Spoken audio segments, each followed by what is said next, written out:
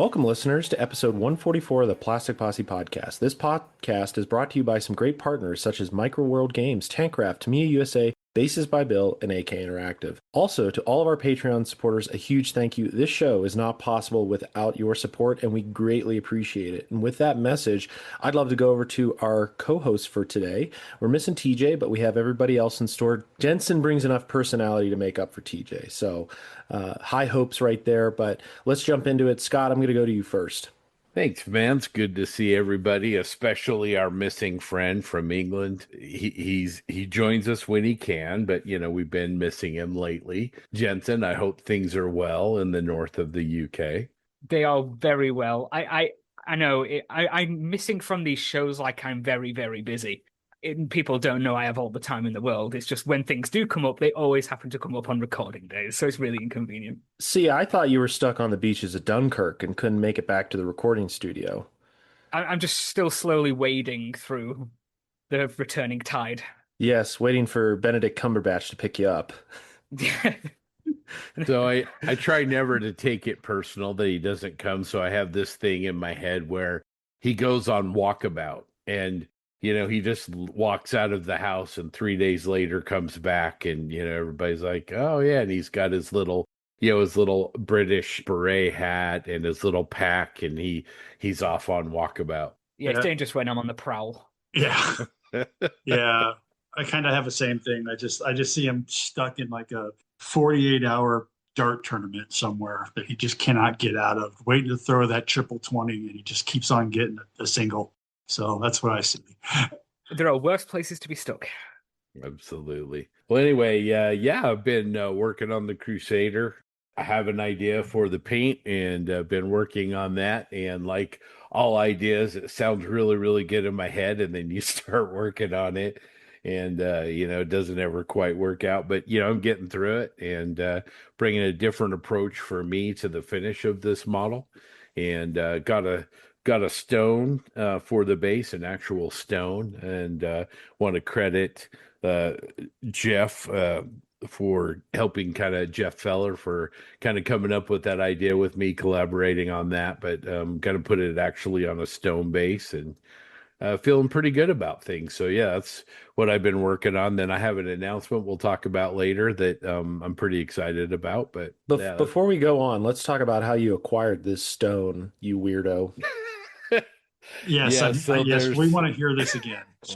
For all of you loyal scale modelers out there, you will relate to this story. So I get off work and I've got my IT shirt on and everything, and we have a landscaping lot at the corner of a major intersection on the way to my house, and they sell soil and bark and small little rocks for gardens and everything. So I decided I'm going to stop in there. I kind of have an idea of the stone that I want. It's got to fit in my case that I take to SMC. It can't be too heavy, all these kind of things. So I go there and I'm wandering around the lot. And the people that work at the lot, they're kind of watching me like, what's this guy doing? Because it's a place where you bring your pickup or your trailer and they grab their loader and dump a bunch of bark or, soil on your truck and off you go, right? But I'm wandering around and they don't have anything. So over kind of in the back of the lot where the spider webs are, there's this sort of hill of dirt and rocks that nobody likes. So I'm over there kind of excavating, looking for a rock, and I kind of keep looking back and they're still watching me warily, like, what is this nerd doing? And this guy in this IT car. And anyway, I found a couple that I really, really liked, and I walked over to him, and the manager lady, I extend my arms. I have these two stones, and I said, like to buy these stones now. And she kind of gave me this look like, yeah, you don't have to pay for those, but you should just take your stones and go now. Have a great day, sir. Scribing the 10 Commandments on your stones. Make sure you put them in the ark after you're done with them. It's pretty fun being a scale modeler. Sometimes the people around us kind of watch what we do and go, okay. See, the thing is, I imagine this, Scott, in my mind. I can see it clear as day. It's probably 107 degrees Oh, outside. exactly. You're in Yep. a rock, basically a rock quarry almost, stacks of Yep. slag everywhere. You're there in your jeans with your tucked in blue button up, long sleeve shirt with the little logo on the chest pad that you just came from a business development meeting, and you're just walking around pondering, looking at the ground. And this probably poor woman who's been dealing with roughnecks all day looks at this soft office worker and goes, "What in the world is this man doing on my property?" And you just contemplate, you pick up a rock, you put it down, you look at your hands, you wipe them, and then you just keep going. And then you just stagger up to the booth, and she's just like, "Get the hell out of here." It's like you were there. That's almost exactly what happened. Yeah. No, it was great. It was great, and got what I wanted. So yeah, and at no charge. So appreciate the generosity. I think they were willing to pay you to get the hell out of there. Grant, what have you been up to, man? uh, Nothing as exciting as you. I just been working on the base of one of my droids for SMC. I also finished up Scratch Build like I talked about last time. Started another one. Getting ready to start the Star Wars build, which I'll probably talk about a little bit later. But that's about it. I mean, work's been nuts. So it's been really crazy 2 weeks. So I haven't had too much time. I haven't been to Burbank House of Hobby in 2 weeks, which is just wrong. So I've got to scoot out during lunch this next week and go buy some stuff. So that's about it. What about you, Jensen? Oh, so here's the part where I list off everything that isn't scale modeling, because that seems to be the last thing I'm doing at the minute. Since the last time I spoke to you with my really bad accent, what have I done? Well, the storage room in which most of my kits are kept has been absolutely gutted. The carpet's been ripped up, the walls have been stripped. So I've had to take hence why you lot can't see it, but everyone can see behind me in the call. All my Edward kits are now taking up space in this room. So that's fun. So I don't have access to my painting area, really, not ideally. Not that would make a difference, like I'd be doing any painting. But the last time we spoke, I said I was working on a little 48 Tamiya 38T, which again is a great little kit. It did make me learn some things though, which we always talk about the shake and bake slap together palette cleanser builds that are really quick. I can't do them. For some reason, for me to I don't want to say to enjoy the hobby, that sounds really wrong, but for me to get really something done, I need to really invest myself into it. So it needs to be a subject or a project where I'm going to go all in and get really kind of borderline obsessed by it. Which luckily for me, a project has come up, and that will be for AMP's show next year. And I mean, I'll talk about it later, but yeah, that'll be a big project. So I'm looking forward to that. I just need to kind of tidy up. And it sounds weird to say tidy up, given that, I'm not really using the office for its intended purpose, but it doesn't stop me just bringing stuff in and cluttering the desk with it. I'm forever being asked to 3D print stuff for the D&D group, so the printer's always running. So that's kind of fun. It's something productive at least. Apart from that, I'm playing darts, playing D&D, and playing a lot of online PC games with friends. So when it comes to productivity, no, I feel really guilty for not doing much of that. But as I was saying in chat the other day to everyone, that need and desire to build and produce things again is actually returning, and it seems like it's coming back really quickly. I know Jackson, Zach, myself, and TJ mentioned we have the 1/16 FT17s. Yes, we have those to build. We bought them a few years ago at, I don't know if it was Omaha or San Marco. I think it might have been San Marco, IPMS show. We all bought them. We've been waiting to start them, and soon may be the perfect time to do that. So that would be really cool if we do. I hope we do, because I think a project like that, whilst it's a big subject, it's 1/16th. It's not massive, and you can kind of detail it as much as your heart's content, because there's a lot of research on the FT17s. But yeah, the desire is there. It is very much coming back quickly. After we finish recording, I'm going to tidy the room up and maybe crack on with the kit for the AMP show next year. I know it's way in advance, but anyone who knows me knows I need as much time in the world. John, I'd be interested in the math of home improvement projects to models completed for Jensen, because like rooms being gutted and walls being stripped and repainted and flooring to actual kits being completed. What do you think that math would look like? He does a lot of stripping, so I mean, it's the ratios are not in our favor for scale modeling. Look, I'm very changeable when it comes to taste. So it's like I'll like my office now. I like it. I already want to change it. It's only been decorated for like what, a year. I'm already wanting to change it up again. It's a pain. Well, we'll talk about things that Jensen needs to complete video later on down the line. But anyway, well, John, what have you been working on in between airplane trips? Oh boy, it's been a rough 2 weeks, but I do have a 72nd scale subject I've been working on, a little T90 I've been cleaning parts for. Shout out to Peter Fidlotsky and Alex Clark. They were kind enough to send me some STLs for the build, so I'm gonna get those on the printer today. I haven't printed in about 2 months, so I gotta give my FEP a little cleaning and throw those on. Should be good. Pretty excited. They as our listeners know, those are two modelers I really respect and look up to, and so grateful for their support on this project. So that's coming along. I tell you what, I'm really excited for the Tamiya RSO. I don't Yeah. even have one in my hands, but we'll come back to that as we talk about the subject later, because I think it's really important when we think about what's left in the year. But yeah, overall, minimal modeling, but I'm still when I think about that show SMC, that's less than 60 days away, by the way.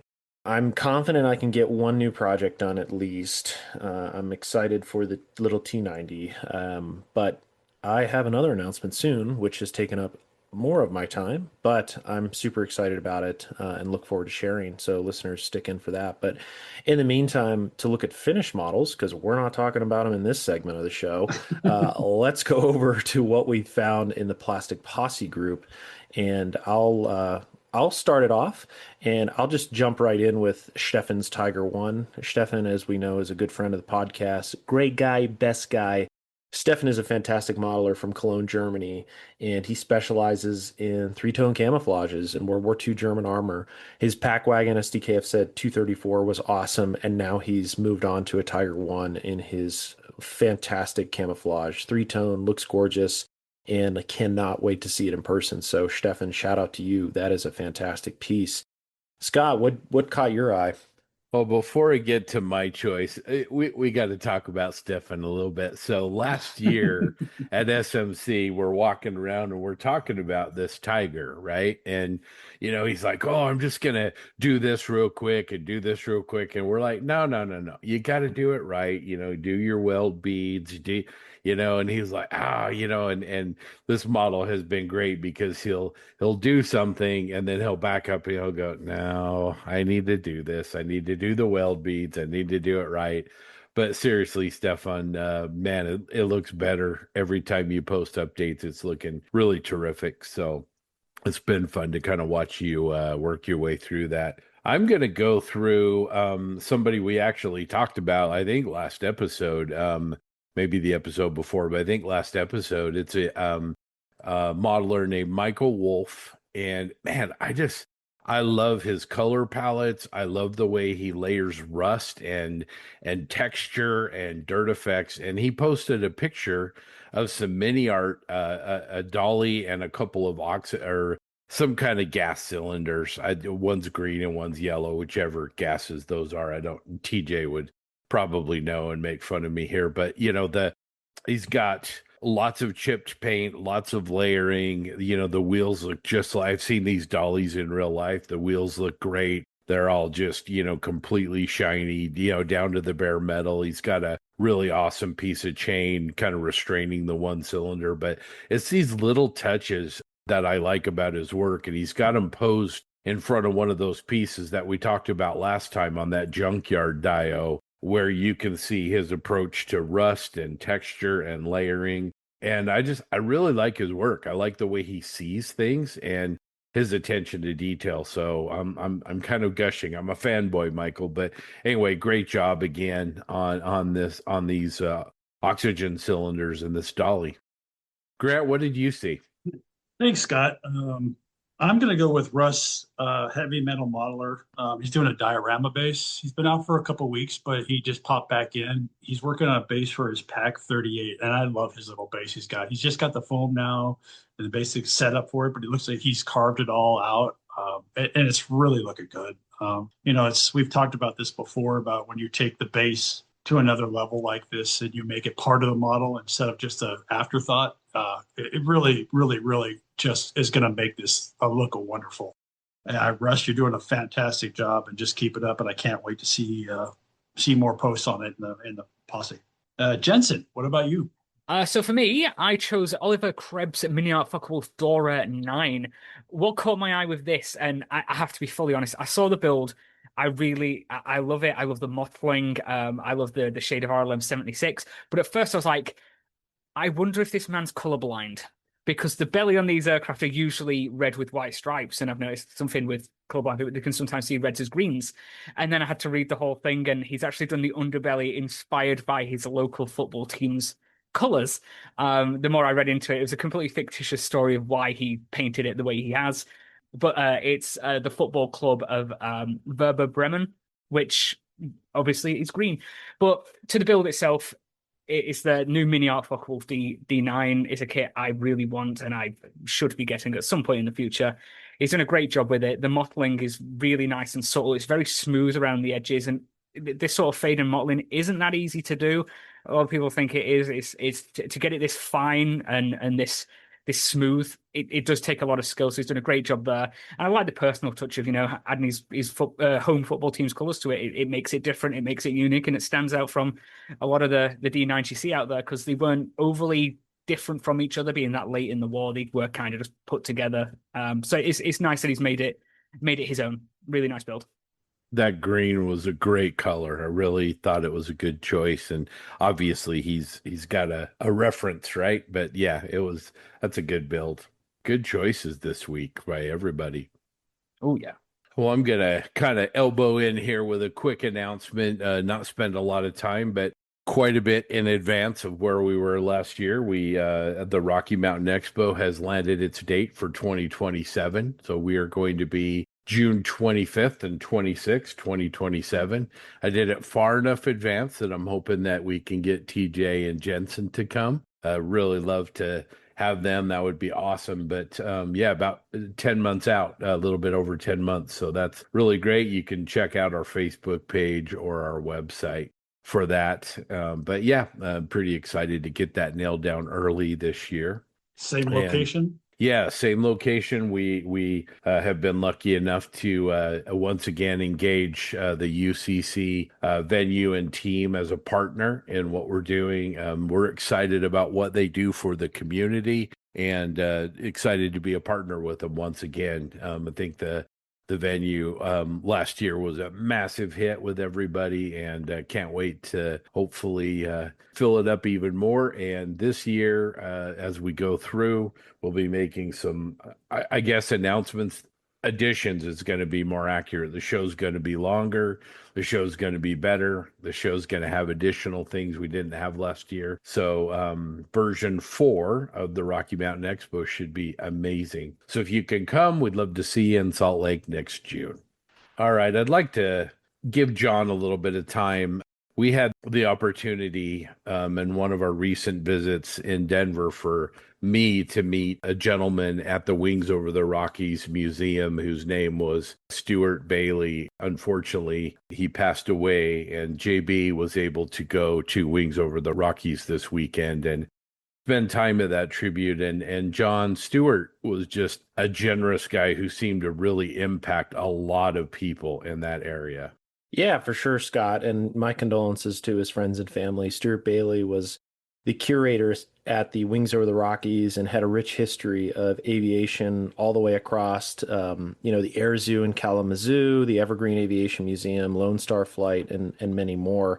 And he touched a lot of folks, because I went to a celebration of life ceremony yesterday at the Wings Over the Rockies. And there was probably, I'd say, at least 70 people there. So it was really well attended.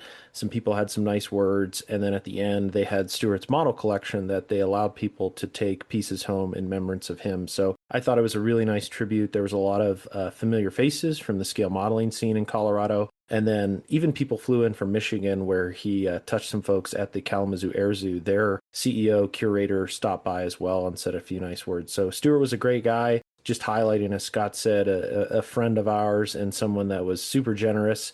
I harken back to the last big time our big group came for Commies Fest 2 years ago. And I had messaged Stewart, like when we first got to the museum, he ran out, greeted us, and then he took us promptly behind the scenes. And we saw Robin Old's collection that just showed up, as his revolver, flight jacket, cognac stained suitcase. And Stewart was kind enough to give us the behind the scenes tour and then let us basically climb all over the MiG. So he was a great friend of ours and a great ambassador for the hobby and aviation. So this is just a little tribute to him. He's a great man and he'll be missed in the community. Okay, we've reached that point in our episode where we'll head to our interview. Scott and TJ had a really good sit down with Robert Crombeecke. A lot of you will know that name. He's the head honcho of Scale Model Challenge, the show we all love to rave about so often. And it's so justified because to us, it's probably the best show on the planet when it comes to scale modeling community and damaging the wallet. So sit back, grab a beverage, and indulge in the delightful tales of what Rob has to talk about.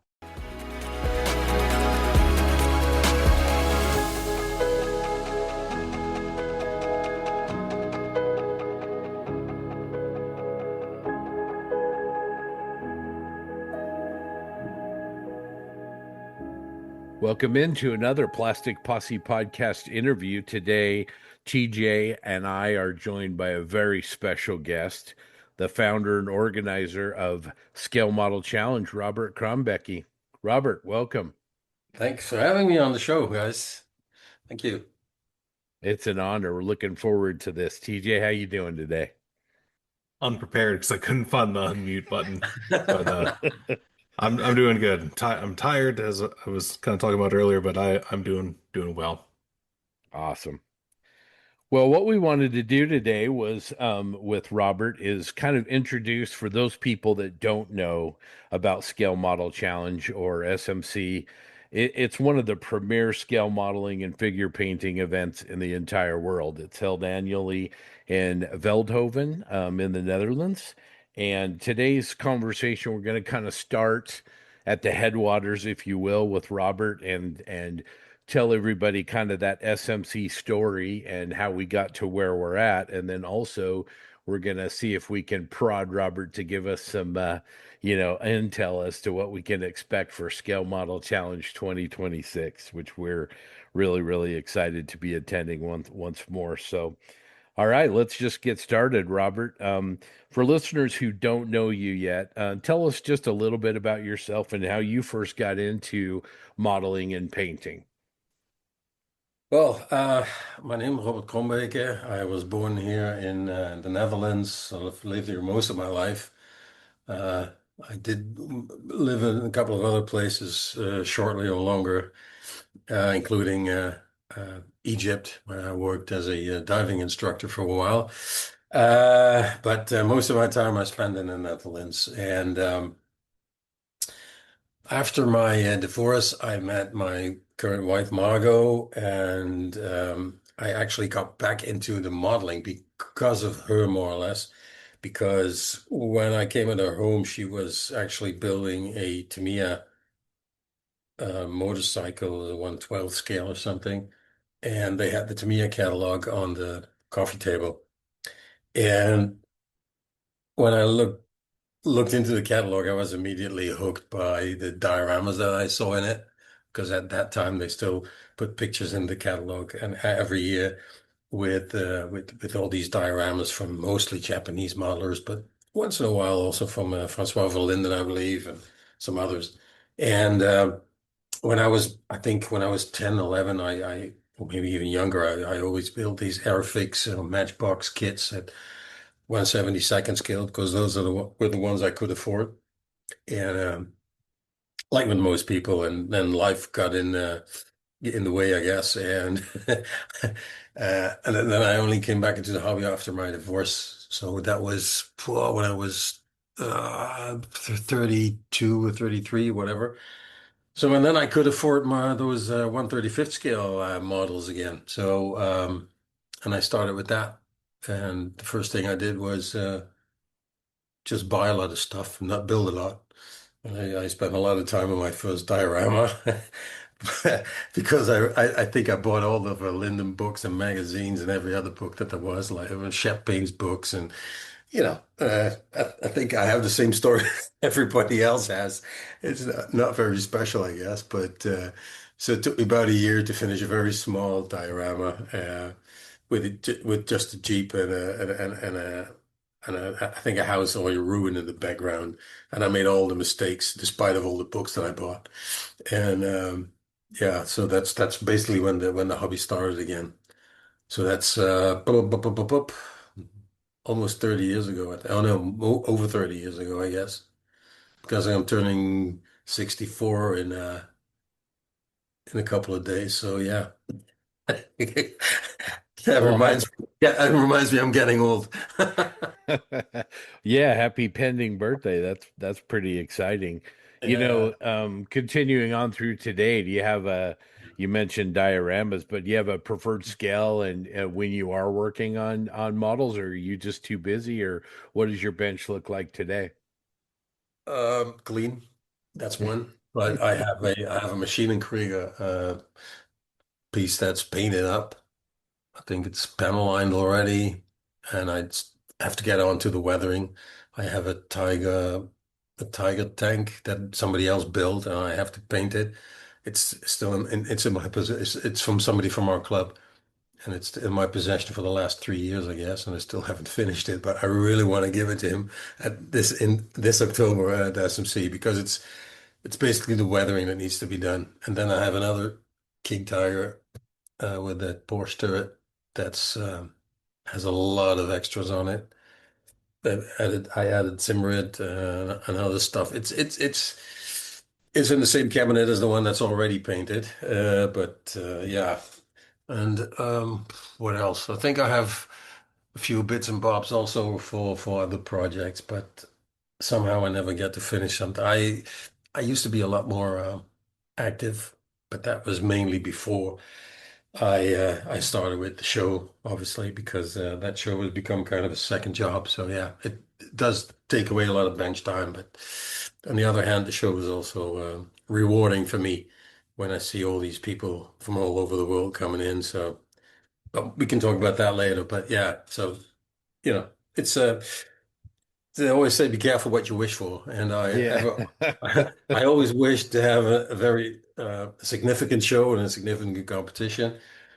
And well, that's what we got by now. Yeah. Yeah, absolutely. Well, I'm going to make some assumptions here, but before SMC started, you Mhm. know, um, maybe if you can remember, what did the hobby community look like to you, especially with its events? And obviously, there probably was a gap that you felt like maybe needed filling. Oh, sure. Yep, that was the main reason to start the show. The thing was, I was a member of a kind of a national club, like what you in what you can compare with the amps in the US or with MAFA in England. It's called Twenot in Holland, and I was a member there. And they were looking for somebody to deal with the their things in the southeast of Holland. And I said, well, okay, I want to do that. And then they also have a forum. And that club it was basically a club that started long 50 years ago already, basically for people that were into real vehicles, real military vehicles. And then somehow the modeling joined in, and the forum was more about the whole modeling thing. And of course, there were a lot of people from this region that were also on the forum. So I suggested at one point to start a club, and that was in 2007. So we did start a club, and a couple of weeks later, or maybe a month later, I said to one of the other guys, I said, "What do you think about organizing a show?" Because I kind of felt that the landscape in was let's say, a bit bare. If I worked in Belgium at the time, and I happened to work around the corner where the printer was, where the Verlinden books were being printed at the time. And but that was just coincidence. I didn't know that until I really looked who printed that stuff. But anyway, and I went to some Belgian shows, and I went to a Dutch IPMS show because that was only the only one I really knew that was really dedicated to scale modeling. And of course, the Twenout also have their, I think, 2 or 3 meetings a year. But what I felt was not so much in Belgium, but the lack of quality in the Netherlands, especially on armor.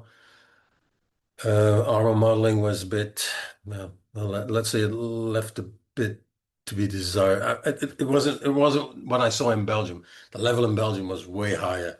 And I think in Belgium you had a lot of clubs, and in Holland there was no such community. And at that point, I thought, why not do a show as well? And because there was also the IPMS in the Netherlands, and the Netherlands is just a small country, we said, okay, we start a show, but what we will do, we will focus on military modeling and figures. So not so much airplanes, because there's IPMS, which is very heavy on airplanes. And it's a small country, so we don't want to disturb each other. And so that was basically the start. Um, that's what I wanted to do. And I said to the other guy in the club, so what do you think? Why don't we do a show? He said, yeah, that's okay. Let's do it. I said, yeah, but let's do it this year in 2007. So I think the club was founded, let me see, early April 2007. And then we had the first show in November 2007. And the funny thing was, although we didn't want to clash with the IPMS in terms of themes, like I just said. By pure coincidence, we didn't even notice the date of their show, but it was exactly 6 days after ours. So we have a very small country, and then there were 2 shows very close to each other. And the first show was actually held in a school. The first 3 shows were held there. And was the graphic school, so it was kind of a creative school, and they liked the idea of hosting the show there. So we got that all together, and then so we did it. I think early November 2007. That was the first show, and but it was quite big from the start. Actually, I think we had like 40 vendors the first time around. I think maybe 20, 25 clubs, a lot of Belgian clubs, obviously. And the place was buzzing from the first minute. And although it was a totally different location than where we are now, um, it was just a good vibe. And especially the Belgians, who all organized their own shows, these clubs, they were very enthusiastic about what we did.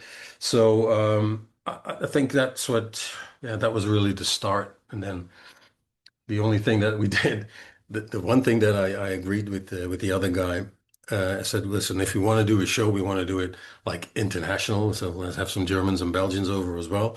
So then you have an international show, right? And I said, I want to do a website because nobody had a website at the time. Uh, Crazy as it seems. So 20 years ago, you can't imagine you not having a website, right? But we had a website, and it was very amateuristic, but we had a website where we had all the information, and so I think that helped a little bit to gain popularity very quickly. And obviously, we used the forums there were a lot of forums at the time where we could public advertise our show, and so yeah, it all went pretty automatically actually. And then the year after it became bigger, and more vendors and more clubs, and the year after the same, and so on and so on. Yeah. So that was the start, 2007. Yeah. I love how memory works because you said, yeah, it just went automatically, and you kind of time, you forget all the work that goes into that. I want to kind of Yeah, pick pick a little yeah. bit of that because I understand for sure about that. But what is it for you about organizing a show, putting on a show that appeals to you, and not just showing up to a show and competing in one, but actually taking a vision and putting a show on that reflects your values and your passion for the hobby. You know what? I thought about that a couple of times, and when I went back even to was it elementary school? Yeah, I think when I was in when I was like 10 years old or so, I was already organizing stuff. I don't know why it's I think must must be something in the genes that I have, some flaw or something. I don't know why, but in school I organized stuff for the kids in the neighborhood. I already organized stuff. I did pool table. I did table. I don't know. Well, you probably don't know, but we have something called table soccer. It's a thing. So I organized tournaments for that. I organized tennis tournaments. All kinds of stuff that just to organize things to gather people for some reason. And I still don't know why I do that actually. But for me, for Scale Model Challenge, I think what I wanted to create was an environment that would be welcoming to everybody. I've been going to Euromilitaire, for example, uh, for quite a few years, for about 10 years, I guess. And what I found there was that, you could enter your models in the competition, for example, but you would immediately compete with the best of the best because there were no levels in the competition.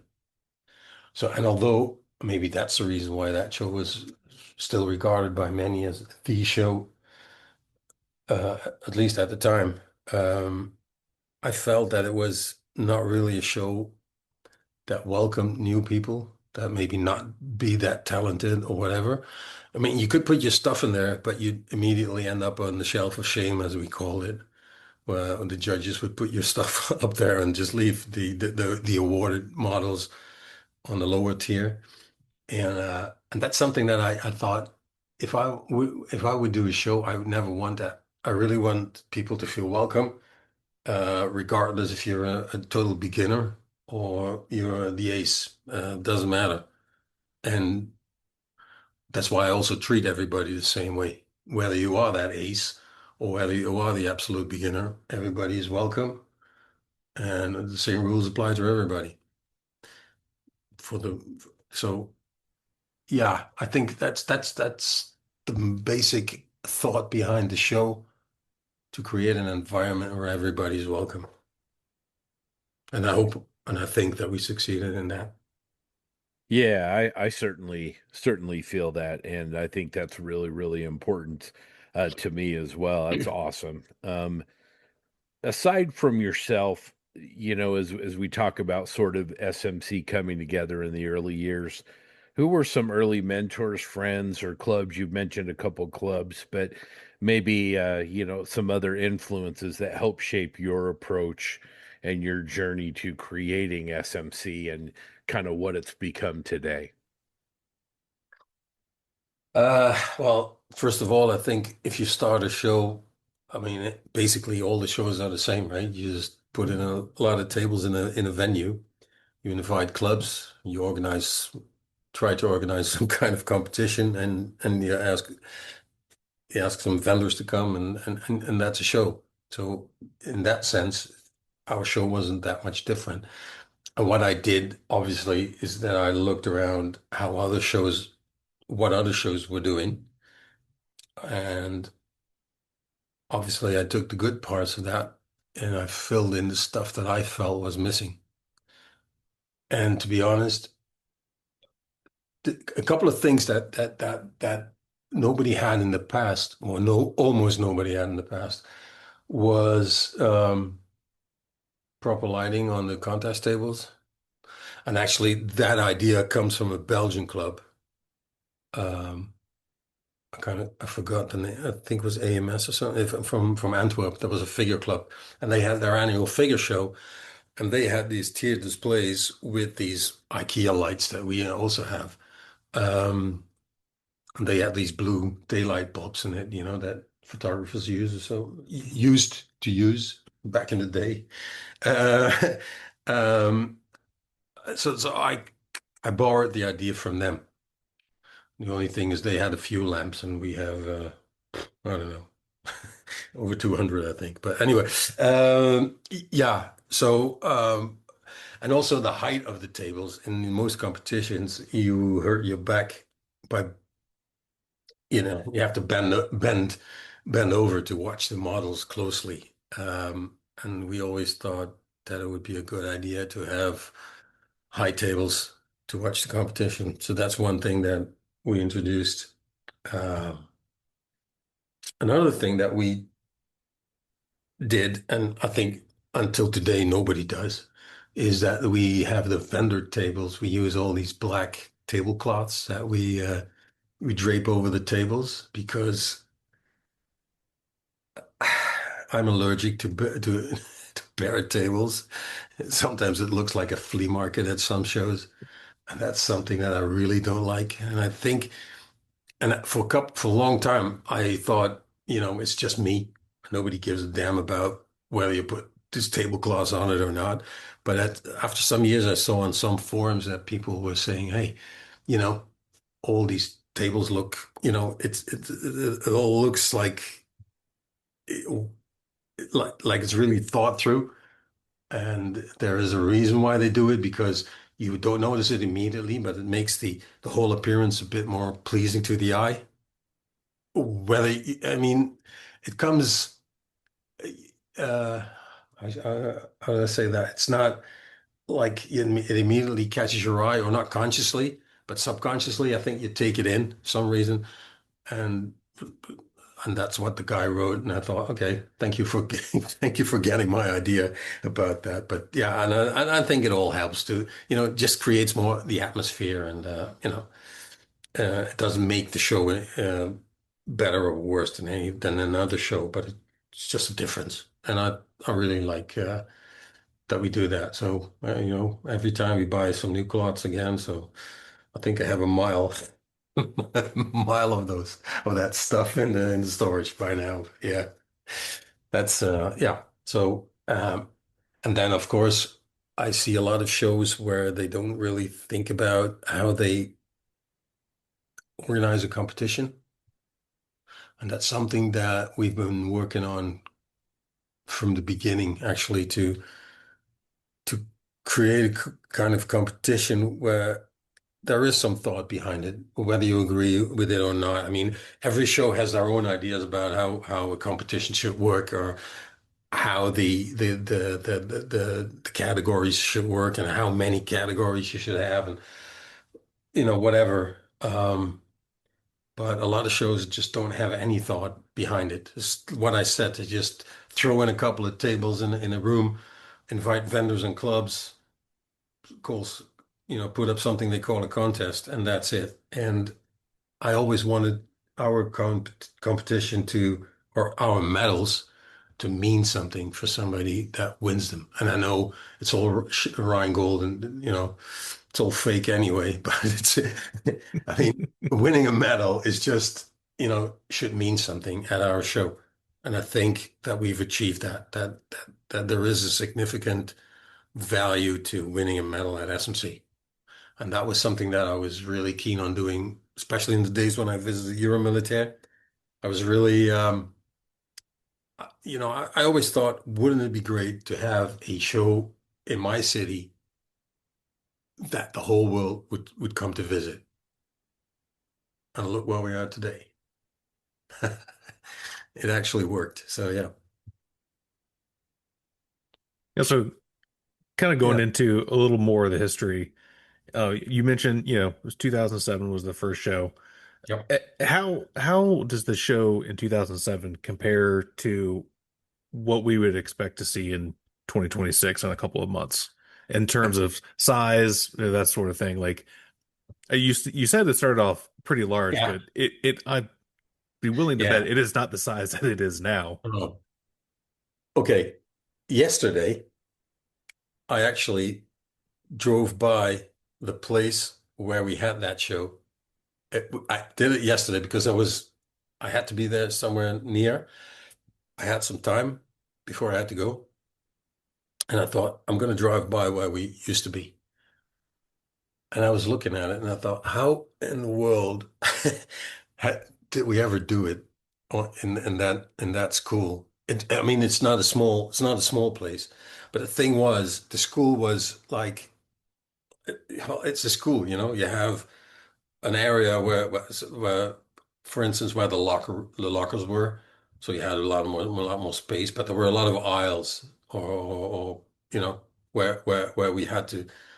There was no real central location of the show, so you had to you turn a corner and then there was a whole line of other vendors, and then you turn another corner and hey, there's more vendors and another corner, and it goes on and on and on.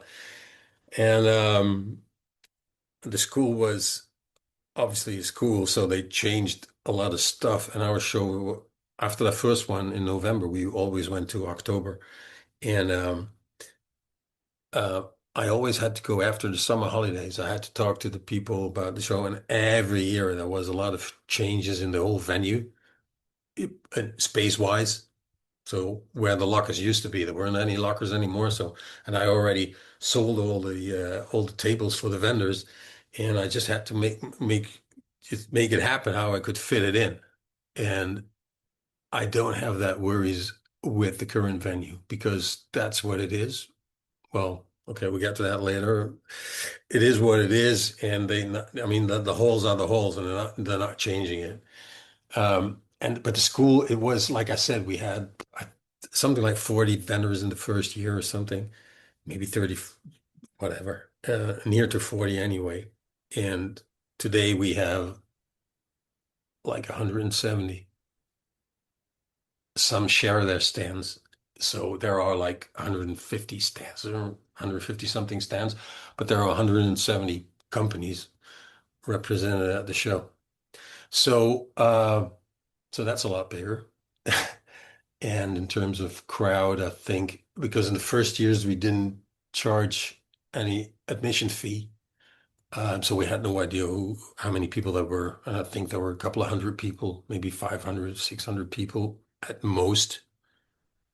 And now we have about 5,000 visitors. So that's over 2 days. And then it was only a 1 day show. So yeah. And when you look at those numbers, it has grown.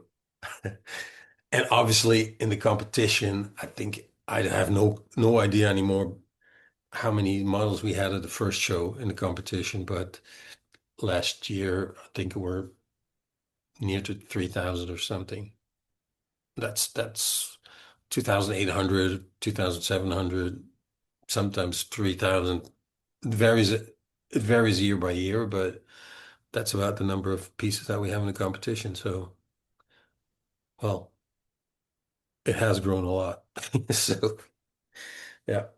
And just today, I because for the competition we use these stage elements, and so they're fixed size, and we use them with 1 meter height.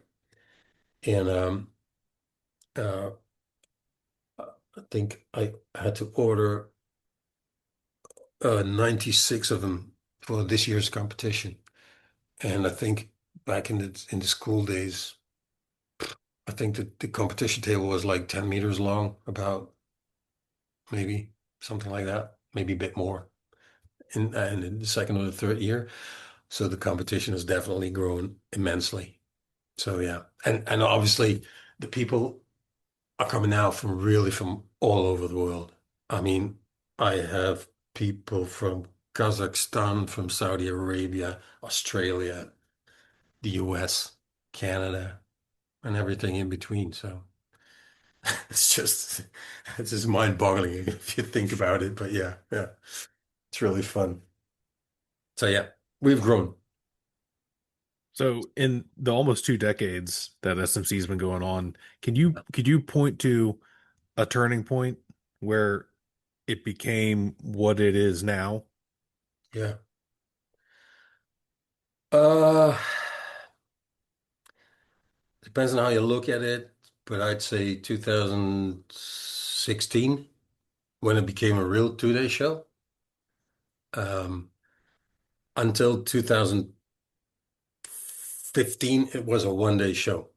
Even when we moved to the new venue in 2010, it was a 1 day show. And um, in 2015, we organized on the Saturday. We organized workshops in the hall where we now do the award ceremony. And I think there were 8 workshops, and people could do like a morning session and an afternoon session, and they could, switch to 2 workshops in a day. And we invited some Italian figure painters. We invited Jean Bonnard from France, um, Michael Contreras from Greece, and some other people that would normally not be there if it was a 1 day show. And we asked them to do the workshops, and maybe they could do some selling. They had a small stand in the hall as well, where people could buy if they were interested. And then on Sunday, then you would have the actual show. But we could do the workshops in that room, and we could build up the show in the other halls. So that was the plan. And I think we had something like 240 participants in those workshops. And because I really wanted to give people something that they, because in Holland, 2 day shows there were no 2 day shows. And in Belgium, there weren't either. That was just a unknown thing. And I thought, well, if I do something like these workshops, it would be, would give people a reason to come for 2 days. So that was 2015. And then in 2016 was the first real 2 day show. So like I said, depends a bit on how you look at it. And then I think in 2016 or 15, we started traveling more to other shows as well internationally. We as Margot, my wife and I. And because one of the Italian guys once said to us, if you want your friends to come to you, you also have to go to them. So we started traveling to quite a few shows, and obviously with a mission, promoting our own show.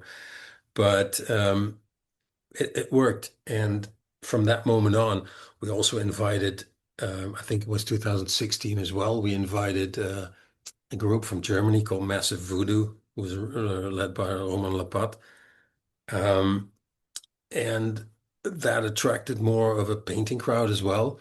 And obviously, when we went to Italy, for example, to those shows, they were very heavy on figures as well. So we got more figure painters coming into the show as well. Because, like I said, we started as a scale modeling show.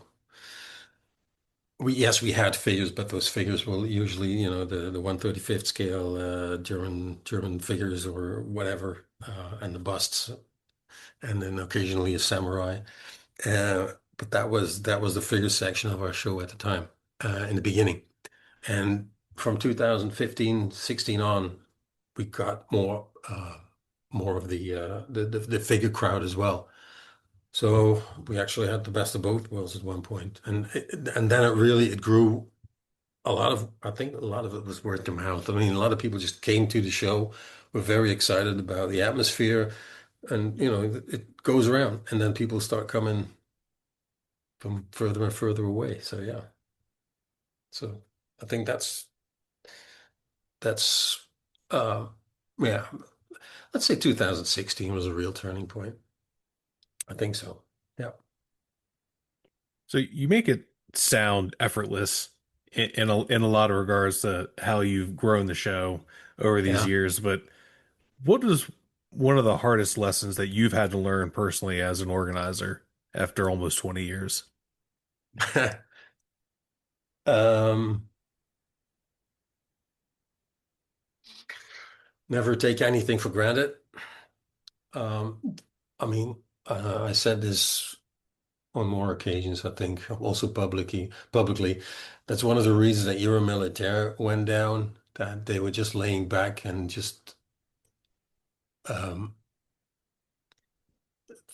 taking everything for granted that people would continue to come because it's Euromilitaire. And,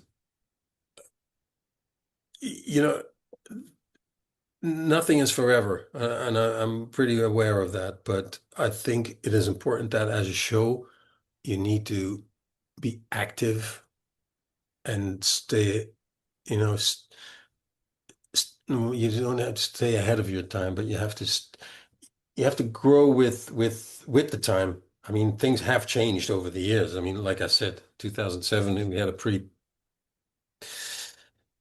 amateuristic website. Nowadays, you need you need to communicate in a totally different way than before.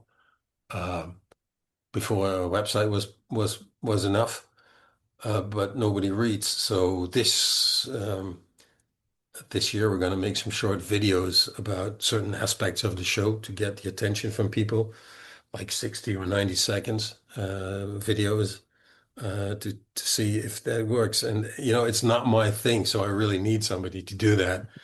And but you have to keep up with the time. I mean, that's what it is. And that's what in our competition, every year there is a change in the classes or categories, whatever you call them, because we keep looking to perfect or improve also the competition. There are classes or categories that are now in the show that a couple of years ago that were just not, but just they didn't exist. And you see that some things in the hobby change, so you try to give a specific category to that, to those models. I mean, sci-fi models, for example, have been around for a long time, but and maybe Gundam in Asia has been a big thing, but outside of Asia, it has never been a big thing. If I go to an Italian show, there's a lot of Gundam in a lot of shows. So you see, and those things like when we started, it was not a thing. In 2015, it was not a thing. And now we have, you know, you just go with the flow and try to stay relevant. And I think that's very important. And then that's the most important lesson that I've learned. Stay relevant because it's going really fast, and especially in the favorite world. It's unbelievable, especially in the fantasy world. I mean, if you have all these new media that there are, I mean, I do Facebook and Instagram, but I was at a show in England the other day, and we're talking about Twitch, and I mean, what the heck? I can't keep up with all that stuff. Jesus Christ. So yeah, it's not easy. And some things, and I say, okay, but what is it? He said, yeah, well, it's actually like a forum. Why don't they call it that? I thought forums were out of date, you know? No, yeah, no, this and that. Yeah, actually, it's like a forum. Well, and basically, I used to like forums a lot because, on stuff like Facebook and Instagram, you post something, and a day later, everybody's forgotten about it. And in forums, you can at least find something back if you want it. So yeah. That was, good old days. Yeah. So, but yeah, like I said, you have to stay relevant because that's important, I think. And I see in our show, I see a lot of, well, what I refer to as younger people. That could be late 30s, early 40s, that younger people. No, but we also have a younger crowd than that. And I think that's partly due to the fact that we have a lot of fantasy figure painters in our show as well, especially also from the Dutch community, because there really wasn't. They all come from that's a specific thing. These fantasy painters, a lot of them come from the wargaming side of business, or the Games Workshop, They play the game, and every now and then, some of them want to do display painting. And uh, when we started our show, there was no community in the Netherlands for figure painting whatsoever. And I think we played a part in creating that community. And I mean, it's not that we're really active in creating that community, especially not online. And there are others that have picked it up. But 20 or 50 years ago, this was a wasteland in terms of painting community. So yeah, so I think we contributed to that. So as you've grown and more people come, more and more people enter thanks Yeah. to into the competition, getting around the contest room has become a very important concern for you. Yeah, And as I've been 3 times and can confirm, it gets really crowded. it does. How have you, what is your thought process into how you've chosen to lay out the contest room? Or I know it's not just you, you have a Mhm. team. What is like, what goes into that? Because that's really important. Um, Not specifically last year, but last year was a good example that made us realize that, no, not 2024. That was a year where we realized that we had to change something um, in the layout because we kept when people come into the venue, you go through an aisle, and then you can at one point where we decided you can go left or right. Um, you can go left or right into the other halls. And in 2024, it was so busy that we couldn't get from A to B as fast as we sometimes needed. And we said, okay, we have to do something about it. And so we opened doors that we kept shut so people can disperse earlier. So they didn't have to walk all the way through to where we first wanted it, but they can, the people get spread more quickly into the event. That was one thing. And for the contest room, we always try to keep the aisles between the tables as wide as possible. That's one thing. Um, we have been thinking about um, creating a system where you have to queue up to get in. At one point I said, no, I'm not going to do it because we have a queue when to come in, I mean, if you stay in the hotel, you come through the hotel entrance of the show, which is less crowded. But if other people that come by car or whatever, they come to the main entrance, and the main entrance, there's a queue that's maybe, I don't know, could be 200 meters long. And so that's one queue. And then there is a queue at the competition registration. There is a queue, but it goes pretty fast. I think you can acknowledge that. But there is a queue. And I said I'm not willing to create another queue for people to go into the contest area so we can regulate it better. Or try to find a way that people are directed in a certain way, or use fences or whatever, or tape to create a walking path along the tables, because then you still have to rush people because they will be holding up everybody that's behind them. So I said, what we do, we just open the other side of the uh, of the of the competition hall as well, which we always kept locked as well. So we opened that one last year so people can go in and out from both sides. That's one thing. We do not allow people to have backpacks. Uh, First, for the safety of the models. And second is because it's just annoying if it's very busy and people with a big backpack are standing in front of you. It's just annoying. So that's something that we did, and we made the competition room a little bit bigger Uh, Not a hell of a lot, but we had the opportunity to make it like, I don't know, maybe 3 meters wider or something, and that did help also. But at the end of the day, there's a lot of people in there that want to see a lot of models, and sometimes there are 2 rows of people in front of you.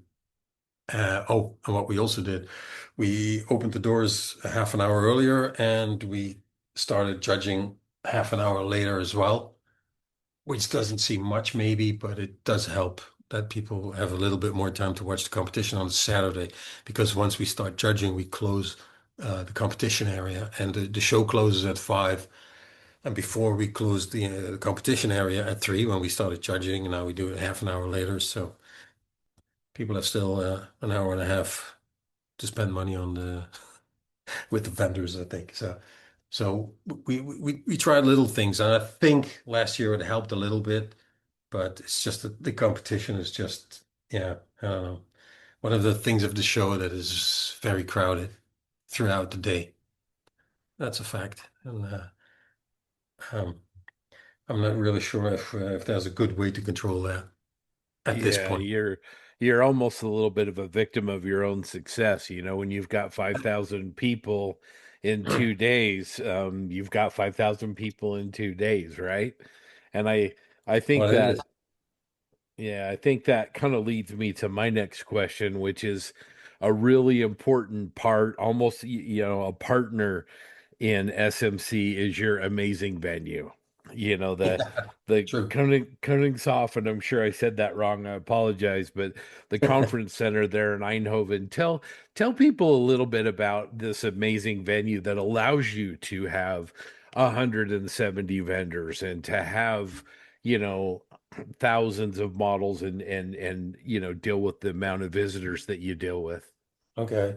So first of all, the place itself is a former convent, and it's not that old. I think it was built in the 50s or something, and then the last nuns or so, they left late 70s, and then it became more of a school and and a hotel and a restaurant. And so I think they turned it into an event venue at one point. So the convent is just a maze. So that's the hotel basically. Um, the hotel is what the convent used to be, and it's a maze. I mean, you have so many aisles. It has 504 rooms, um, which is, I think, 2,000 rooms. Uh, we, if it had 2,000 rooms, it would still be too small, I think, because everybody wants to be there, and every year it's the same problem. Once we open it, the register, or once we open you can book the rooms. It's full in 20 minutes or something. It's just ridiculous.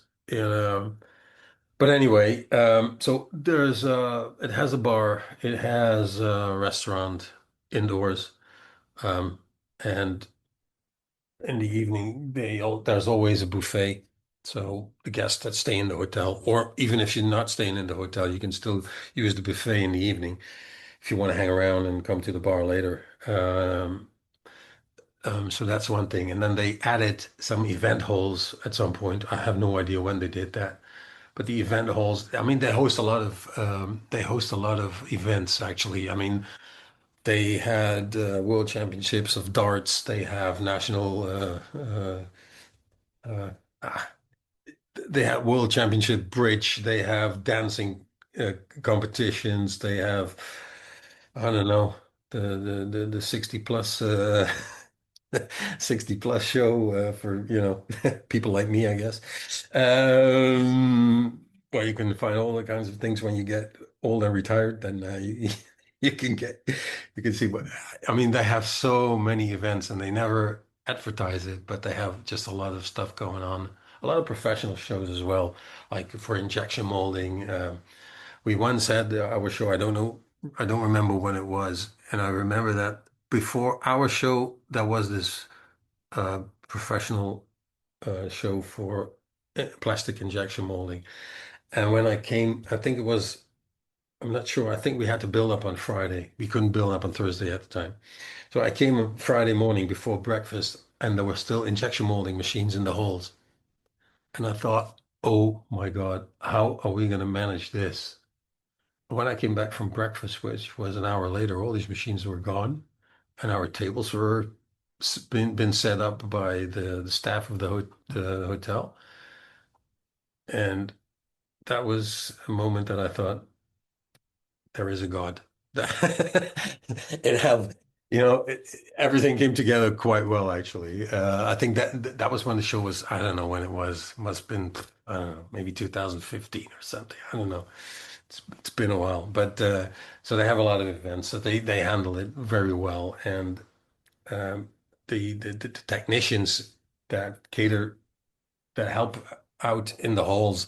I mean, the staff there, they work. I mean, they worked as long as I can remember. So they all know us. We know them. And if there's anything wrong or something, they help us out quick as they can. Um, so yeah, and it's really big. I mean, in the hotel part, there are a lot of convention rooms as well. I think they have about 100 something meeting rooms and whatever. So there are always big companies that are doing that stuff there, just not in the weekend. So that's good for us. But yeah, it's I think we have now 6,500 square meters. God knows what that is in feet. I have no idea. But so that's the we have all the event halls. We use them for the show. So and obviously we started with I think two halls in 2010, and then a year after we had another hall. A year after we had also the major hall where now a big part of the vendors are. Um, so yeah, we grew every year since we started there. We grew with one hall or something until I think 2016 we used all the halls that we're using now. So for this year we had to find some expansion. Yeah, absolutely. Well, I mean, there's a couple of before we get to the main point of all this, which is the contest. There's a couple things I want to mention. First of all, your vendor halls are, I mean, enormous. It's easy to get lost Yep. in the vendor hall, and then of course you've got the Abbey Bar, which is sort of becomes like the social hub of the fabric of the show. So maybe talk about those two things and how I think they Yeah. really make the show even more special than it already is. The Abbey Bar is even normally they before COVID they had a very fixed staff. Then obviously with COVID, a lot of people got laid off, so it was difficult for them after that to get the right people back. But some of them are still around. And unfortunately, last year, two of them had family stuff going on, so they couldn't work. But the staff actually asks to work in the weekend of SMC because they know guys like you. When you come a couple of times, they know you, and they really and that's I mean that's pretty amazing. And because a couple of weeks before the show, we drop by to finish the last things with them that need to be done. And we also take a look in the bar, and then there's usually the staff that is there. Um, and they say, oh, well, I'm going to work next weekend and blah, blah. And I'm looking forward. And is that guy coming? And is that guy coming? I said, hey, you know them better than I do. So, yeah, that's pretty crazy. And I remember at one point there was someone that said, I think it was on a Saturday or something, on the socials, he said, uh, are there also any other pictures than drunken guys? I want to see models. Everybody was posting pictures in the Abbey Bar, so that's yeah, that's pretty it's pretty wild. and that's okay. And to be honest, in the beginning, everybody stayed in, so it was extremely crowded. And nowadays, a lot of people just stay outside, whether it's raining or not, or whether it's cold or not. So a lot of people just stay in the garden that, you know, is next to the bar, um, because it's, it's maybe you can breathe a little bit better then, I think, because if all these people had to fit into the bar because it's not that big. And they used to have another bar.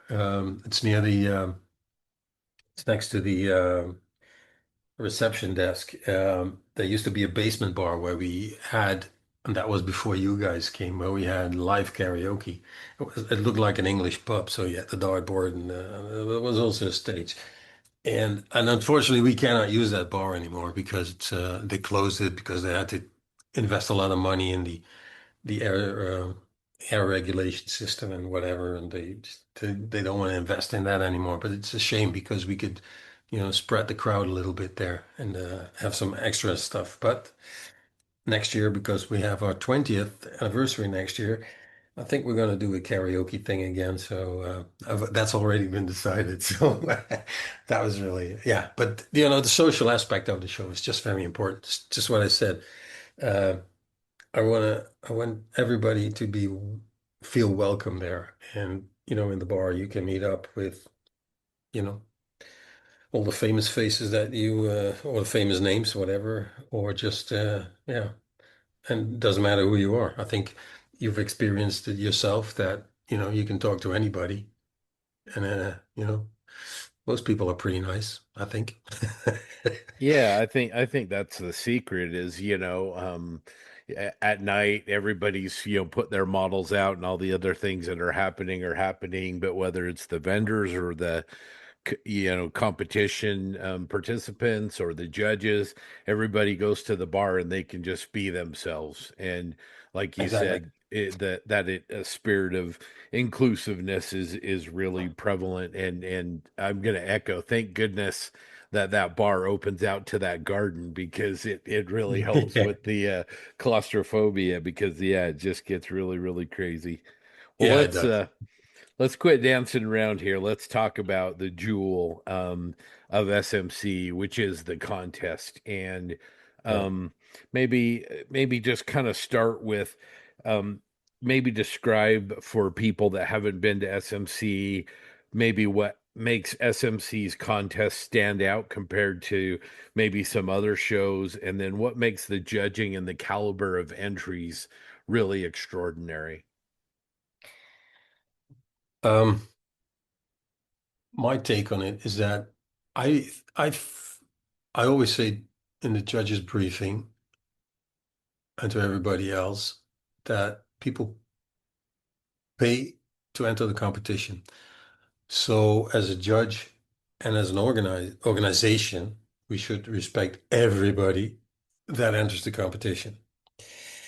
Uh, Not only because they paid, but they also put in their sweat and tears in it and a lot of effort to produce something, and people are proud of what they've done. And not everybody is at the same level, but I don't care. It's whatever you make, it's yours, and you should be proud of it. And that's how it should be treated and respected by your peers and by the judges and everything else. So I think that's one thing. Then um,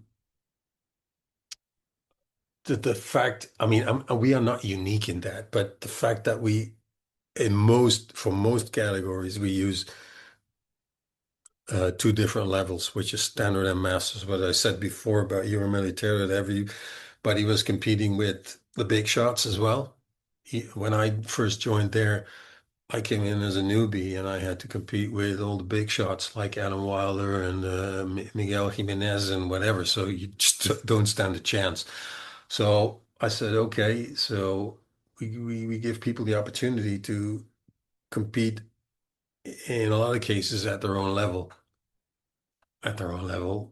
We call it standard and masters and whatever you'd call it. I think we also have a beginners category. Basically, our competition is split in two. We have a figures competition and we have a scale modeling competition. Well, figures may be obvious. Scale modeling is everything that is not a figure. So that runs from motorcycles to ships to armored vehicles and aircraft and whatever.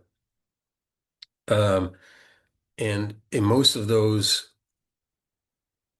different categories, you enter into a certain level. So you say, okay, this is my first time I'm entering. So you can choose to go into beginners, which is actually an absolute beginners class, because we also don't want people to keep hanging in those at that same at the starting level forever, you know. So that's why we say, okay, we have for scale modeling, we have a beginners class in which you can put anything.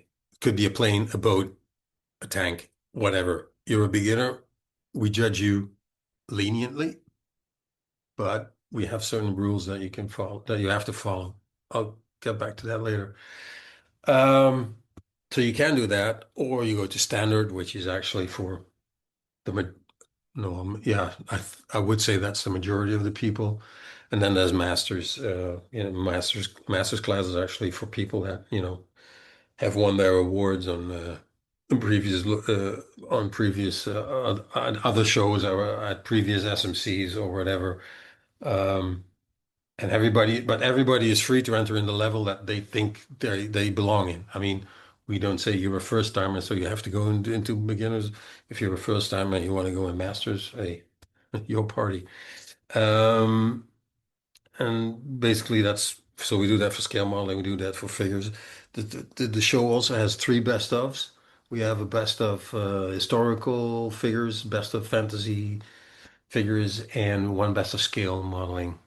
Um, because usually best of show is a piece that has a wow factor, and many times, and when we in the time when we only had one, uh, chances were pretty big that it would become a always a fantasy piece. And I also wanted to acknowledge both others, like historical painters, which is a totally different kind of painting, and scale modelers to have their own best of. So I think that's also one of the things uh, that we will keep um, three best of shows. Um, what else? Uh, what else can I say? Maybe speak to the judges that you use and what your Yeah, criteria yeah, yeah. are. Well, criteria. We try to find people. Our the judging system we use what a sort of open system. Now the open system is so we reward multiple gold, silvers, and bronzes in one class. Uh, so if you enter, let's say three, you make three tanks. So you put them, and those three tanks are your display. Now the judges, they judge your display and they take the best one out of it, what they think is the best one, and that one gets a medal or not, whatever. But the best one from your display gets an award. They can also choose to reward the entire display. That option is possible. Uh, but I think for modelers themselves, I think it's better that they know what they get their medal for. Well, it's just for the whole display, and sometimes it's really justified. Okay, so but I try to say to the judges always don't take the easy way out and give it to a display, but just try to find the best one from the display. Uh, okay, so that's one thing. The open system is also basically a system where you don't judge pieces against one another, but on their own merits. Now, I have to say that sounds very noble, but practically, usually the way judges go by in the judging process is that, and perhaps TJ, as he judged a couple of times at our show, he can acknowledge that. The, in a certain class, the goals pretty much stand out easily. Do you agree, TJ? to some extent. Yeah, typically that is what I found. A Yeah, gold, if as a judge, when I looked at the selection of models, it was pretty not obvious. super easy, but Yeah, easier than probably the silvers yes, by I far. know. Like if you know what you're looking at, Yeah, you can pretty quickly establish what should be a gold. yeah, exactly. So having said that, you establish the goals, so that already implies that the rest is not a gold, so a silver. So you do judge them against each other in a certain way. The only difference that we always say is reward excellence and don't punish minor mistakes or things that you have a lot of knowledge about. Like say you know everything about Shermans, and there's a magnificent Sherman on there that has two or three parts on it that do not actually match that particular model of that particular year, whatever. You two fellow judges may know nothing about that. So, I mean, if it's a really blatant or really obvious mistake, yes, and especially in Masters, you can be a bit harder on that. But other than that, I think you should um, reward excellence, and that's what we actually mean with, rewarding models on their own merit. So that's as far as we're concerned, that's how we handle the open system. Now, to help the judges, we wrote some judging criteria that are never carved in stone also because we do keep changing them because we also learn every year. So we have the judging criteria and they're available in 6 languages on our website. So are the classes and the overall rules for the competition. Um, and we have the judging criteria. They are, first of all, they are there for the judges. So we say uh, if you judge an armored vehicle, for example, then the construction has a certain percentage, uh, the painting gets a certain percentage, the presentation gets a certain percentage, and there are like five criteria perhaps. So that make up 100%. And that can be used by the judges in case you really are in doubt about, if you have a couple of if you have a few models and you don't exactly know what uh, if one should be a silver or the other one should a bronze, whatever. So you can use those criteria. The criteria are published also to help the contestants to put their stuff in the right category. And sadly, after all these years, still people just put stuff in a certain category that doesn't really match what they made. Um, or even worse, there is a German modeler, a very good guy, and he says, I don't put my, I don't, he builds tanks and he usually makes a small vignette out of it. He makes, nice groundwork, 1 or 2 figures, but there's no real story. So according to our rules, it doesn't really fit into the diorama classes because in diorama, we say it has to convey a story. A diorama has to convey a story. And the better the story or the more clear the story or whatever, the higher the score can be. So, and he says, yeah, but I just make a nice model on a nice base and um, I don't have a category for it. And that's just not true because if you do, you can put your Tiger tank on a simple base, which is fine because we will judge or the judges will look at the vehicle. If you have an extra groundwork and some figures on there, these will be taken into the equation, which is mentioned in the judging criteria. So if you make some more elaborate groundwork or make some more out of it, it will be judged as well. So the most important thing is that all elements in that thing have to be at the same level to get a good, to get rewarded. I mean, it's as simple as that. But a lot of people don't read the criteria well enough. And most of the time, it's not a big problem because many things are just very obvious. But sometimes it just really pays off to read those judging criteria well, before you enter anything. So I would strongly recommend that people do read those judging criteria. No, Yeah. honestly, because I already had a couple of questions. We started the contest registration yesterday, and there are already some questions that, for example, somebody wrote, or two people actually wrote, I want to put my figure in beginners, but I also have a storytelling piece that I want to put in, uh, because for storytelling, we only have standard and masters. And in our competition, you enter into a level and then you get a selection of categories that fit to that level because we don't have every category split up in beginners, standard, masters. That's not how it works at our show and hasn't worked for a lot of years. So um, this is explained in the contest rules, but again, and I'm guilty of it myself. People don't read, and I don't either. A lot of times I forget to read the rules when I enter a competition at some other thing. But the thing is, we always ask the judges to be open, also to things that are maybe totally off the wall or totally different or whatever, because it's all about what the maker has done and how well he or she has done it, and not so much if it fits all the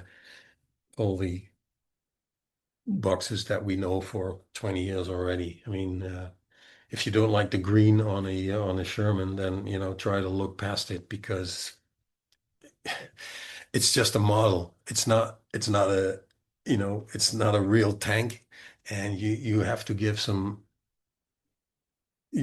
space to some creative input from people. People come up with a pink Sherman, it might be different. But when it fits a story, why not? Yeah, that kind of, to wrap this up, how much of your judge training is kind of, especially for maybe your first year judges, sharing the core values of the show and the core values of you as the organizer? Well, the thing is, so we have judges that come back every year or every other year. We ask new judges because we want a wider pool of judges. So we alternate. And like, I mean, TJ wasn't asked to judge this year because we also want to give him an opportunity to compete in as many classes as he wants, for change. Because you cannot, as a judge, you are allowed to compete, but you cannot compete in the classes that you judge, right? I mean, that sounds fair enough. Uh, but we select our judges mainly based on uh, how on two things. First of all, obviously they have to be good at what they do, because if you compete, you want to be judged by somebody that is at least as good as you are. I think, at least I would. The second thing is that I hope, and I that we, from what we read, from what you as a judge, what you post on the internet or whatever, that you have an open mind and that you are not really, you're not a gatekeeper, if you know what I mean. Uh, um, uh, so those are very important things for our judges, and this year we have 66 judges and two head judges. Um, and yeah, it's a big group of people that you have to manage, right? So that's why we have two head judges. One is Ivan Kokker. He's from Malta, and he's in charge of the scale modeling competition. And we have Fabrizio Russo from Italy, and he's the head judge now for the figures. And they both know their stuff very well. And if judges have questions or issues or whatever, they can step in. And we as an organization, or me basically, because I'm I have the final word, but nobody ever asked me anything, so I'm fine with that. I don't need to. If there's really an issue that even the head judges don't know, then I step in and but like I said, I never had to do that. That's not true. I did it once. When voting, no. But that was a different situation. But not to influence the whole, because as an organization, we try to stay out of the whole judging process. To be honest, because we asked the judges to spend a lot of time. I mean, I think the whole judging process, and it's not for everybody, but the last ones, it's just it takes 5 hours. So, um, and it's all free time. And Yeah. some people could, they could do well. They could have had a couple of beers by the time that the judges were finished. So yeah, we grant people their beers as well. So yeah. One thing I wanted to ask you was, and this is more a question for Robert than organizer or, whatever, but what does SMC mean to you personally at this point after so many years? And more importantly, what keeps you motivated to keep doing this and keep organizing this and keep growing this event? Um, like I said, they back in the Euro military time days, I really wanted to have a show where the whole world would be coming to. And um, and I think we managed to do that. And so it's, Margot and I always say it's a bit of our baby, you know. And when people come to the show, and I always say the same thing, it sounds cheesy as hell, but we really consider that place our home because we stay there for 5 nights from Thursday to Monday. And you come to our home and you're our guests at our home. And that's how we really see it. So we try to be as hospitable as possible. And yeah, so yeah, that's what it means to me. So that's one part of the question. What was the other part of the question? I'm sorry. No problem. Just Oh, what keeps you motivated to oh, keeps you keep doing motivated. this and growing it? Yep. Uh, yeah, sometimes. It's the thing is to, like I said, the other day, last weekend, we were in England at a show, fan model show. And Margot always tells me that I shouldn't worry so much, but I hear people saying, "Oh, see you in October, see you in October, see you in October." People that I don't all really know that well, or maybe, to be honest, sometimes not at all. And it turns out that they have been coming to our show for a couple of years. And I think, what the hell? I think that's really amazing that people are so like, oh yeah, I was so looking forward to it. I was talking to a lady that her daughter was entering at the fan show last year for the first time, and somehow she got persuaded to come to SMC last year, and she was there with her mother, and her mother is now also painting fingers, by the way, and they were totally over the moon about our show. They've been to a couple of other shows like Golden Demon and other things, and they come to our show and they all say the same thing that you guys also mentioned, that, it's so much inclusivity and camaraderie and friendships that are made or renewed or just, it's that's the thing. And I think that's very rewarding. If you hear that kind of that stuff, that just keeps me going for always. That's always, and and it's always the same. If there's only one person that writes something negative, I'm really down and I'm like, oh my God, and why am I doing this? And then, you know, you hear 50 other people saying, oh, it was great. And I think, yeah, right. Forget about the one negative thing. But that maybe that's a human thing. I don't know what that is, but I hear that a lot from people that get really depressed on one negative comment and forget all the positive stuff that comes out of everybody else. And that's something sometimes it's hard to chew, but yeah, well, you just have to live with that as well. I mean, um, we're in a position that we receive some criticism every now and then. You just have to live with it. That's what it is. And if it's constructive criticism, I'm fine with that. I I I try to if people have s- constructive comments or criticism, we can see if we can do something with it. And if not, if we can, we'll do it. If we can't, then we don't. But it's just we try to listen to people. And maybe that's also one of the going back to an earlier question, TJ. I think that's one of the other things that we try to listen to what people say and use that to our advantage and to the advantage of all the visitors as well. So yeah, yeah, I think that's very important that you have to listen to what people say.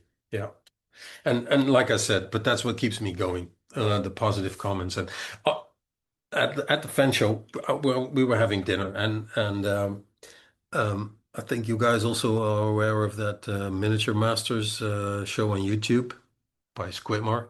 Yeah, it's great. So that was Aaron Clark was at the table, and he was also one of the participants in that show. And it was a loud dinner, anyways. But I was almost sitting next to him, so we were talking about. He was like, and I thought, oh, why doesn't that guy? That would be great to have that guy over at the show as well, and blah blah blah. Turns out he's coming for years already. So I think I shouldn't worry so much. It's just okay. I'm cool. Yeah, So, kind of looking ahead a little bit, I'd like to talk about obviously the show this year because it is in a little over 2 months, and also maybe touch on what we yeah, could look forward to for next year since it is the 20 years since you've been doing the show. yeah. Um, is there anything new particular this year that, like me, because I'm going to be there, or anyone else is can look forward to? Well, you can look forward to. Well, glad you asked because we do have some new things to say. First of all, I really think this is important for everybody to know. We have expanded the floor space a bit because, as you probably realized, we already were pretty full last year, and now we have a bit more vendors. We have some more. We have more clubs. Um, so we added a pavilion to one of the halls. Um, And that pavilion is about 450 square meters, which is a little bigger than the hall that it's attached to. And it will be attached to the hall, so it will actually, you can just pass through. You don't have to go through a different exit or whatever, but it's a pavilion with where we have some vendors. We have the second hand or what we call the vintage market over there. We have some clubs in it, and the kids' corner is also there. And our kids' club is also expanded a bit this year because we have our friends from Slovenia back to basics, and they have a program where they try to teach kids all the basics of scale modeling. And old guys like me, no, I don't personally, but old guys like me a lot complain a lot that there is no young people coming into the hobby. But I think you have to give them the opportunity to do that and to get them acquainted with the hobby. So that's a very important aspect for us, and we have quite a few people sponsoring that corner for us this year. People like Edward, like AK, Ravel, Lucas Zaba, um, Contraros, Collectibles, and I'm probably forgetting a couple, so they will be mad at me tomorrow. But um, we have quite a few people that really help us to to help the kids get acquainted with the hobby, and it's for us important for the in the also in the advertising, in the local advertising for the show, that we really try to get families over with kids that they can build. And maybe you've seen it at previous shows, but the kids corner, our kids club, is pretty well attended all the weekend. So that's one of the. But the extra pavilion is I think the biggest or the most important addition to the show. We've added some contest tables. So the contest will be a little bit bigger because it was necessary, because we're getting more aircraft modelers in the competition, so they take up a bit more space. We get more ships in the competition. So yeah, they also need space. So we decided to add a few tables to the competition. We also have a new product area, or display cabinets, to be more precise, for all new releases from the vendors. So we asked the vendors if they have any new releases to let us know, so we can reserve space for them in the cabinets, and so people can see what is new at certain stands, and we will refer to the stand numbers and everything else where they can find those new products. Because I think, and it's not as important as it used to be 15 years ago, because now everything is always published online, of course, and everybody knows already what's going on in terms of new products. But to see the new products more highlighted, I think could work well for the vendor. So that's something new. What we also have new is we work with a new app, which is developed by Tom Anish from, and he has a scale model events application. That's an application that is open for all events, I should say, all scale model events. They can join. They can ask Tom Anish to how it works.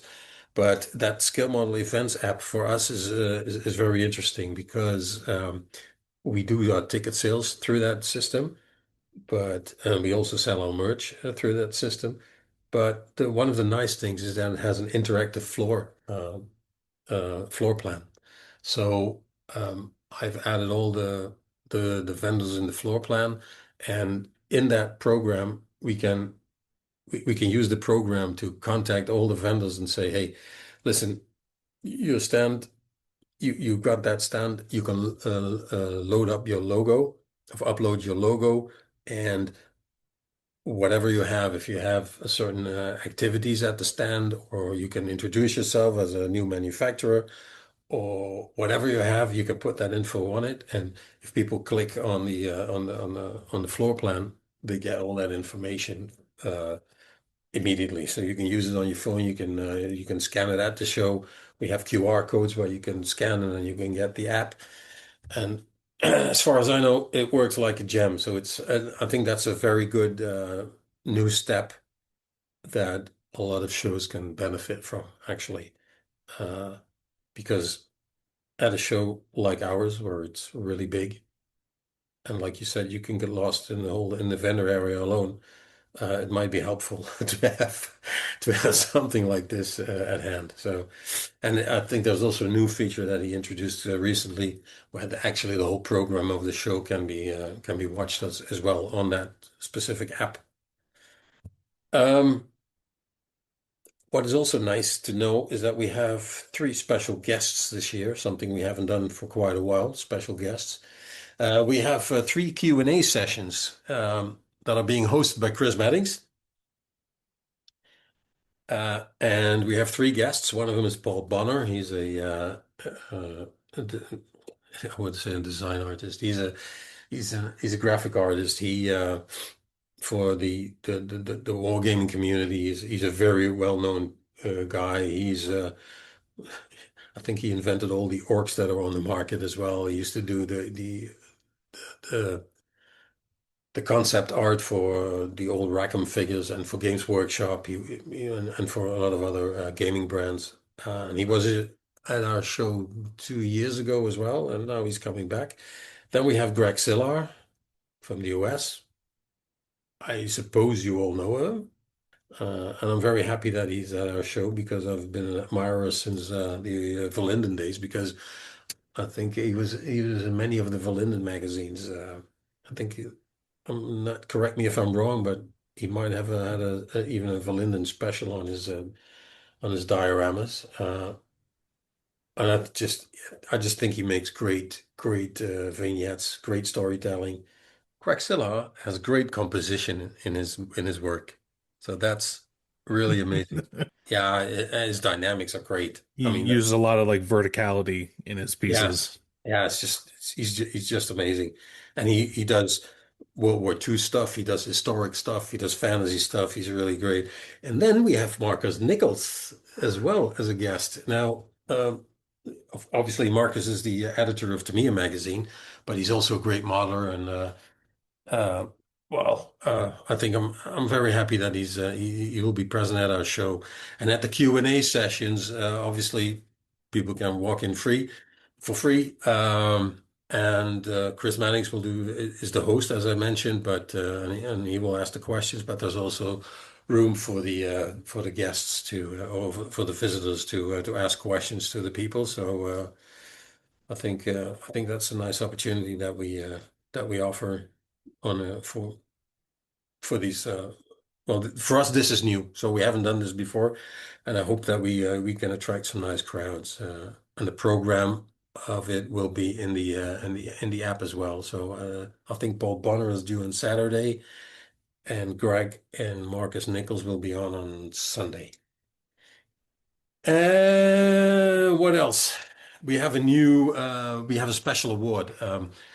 Um, Earlier this year, we were at a German show, the Bamble Cup, and um, we had a conversation with the organizers of the Bamble Cup and with the guys of the Fan Model Show, and we came up with the idea of having a joint um, award for the most creative model of the show. Now, that may be a very arbitrary thing, but I think if we go back to our beginnings, creativity, because all of us in the club, we were all diorama builders, all of us. And we sometimes miss the creative part uh, in some parts of the hobby anyway. So we really want to encourage more creativity with this award. And I think the Fan Model Show and the Bamboo Cup have similar ideas about creativity. So we decided to do a joint award, and we use an old Celtic sign for creativity. To be honest, it's more about uh, relates more to poems and some other things. But we thought the the it was a nice symbol that we could use for the award. So it's the first one was already given at the Fan Model Show last week, and I think it's just a nice addition for the competition as well. And this award can be awarded to anybody, anything, any class. It doesn't really matter as long as it stands out in creativity. So it could be really literally anything. What else? Oh, we have some new merch coming. We have Michael Contreras designed a mascot for us, a figure that we'll be selling at the raffle stand as well. It's I don't know. It's a small figure that we wanted to start with, and it's just a mascot, and I think it would be nice. And for the 20th anniversary, we will have a special class for these mascots and as well. So and that will be a one-off maybe. I'm not sure, but we will have a special class for all these mascots that are being painted and done. So um, that's just a small but nice addition to the show, I think. Because I wanted a long time, for a long time, I wanted a mascot for the show, just something that is recognizable. So it has something to do with our lights that we have at the competition. And I think one of the guys in our club has made a video of it, and I'm not sure if he already posted it, but it's a bit over the top, but to introduce the mascot, but it's I think it's funny. So let's see how that works out. And so, like I said, what I mentioned before, we will release in a couple of months, next couple of months, we will release a couple of short videos explaining a couple of things about the show, probably mentioning a lot of some of the things that I just said, to keep the people's attention because, like I said, we can put everything on the website, but that requires a lot of reading, and most people are not really keen on reading a lot of stuff on the website. So we thought that short videos would be a good alternative for that. And that's that's pretty much it for this year, I think. Yeah, I don't think I left anything out. Uh, but like I said, another important thing is next year we'll be celebrating our 20th anniversary. So we are really hoping for a big turnout a big turnout, yes, this year, but certainly for next year because it will be a show you cannot miss. Not this year, not next year for sure. Because we will also have some special things also for next year. Yep. Can you tease any of those things for next year?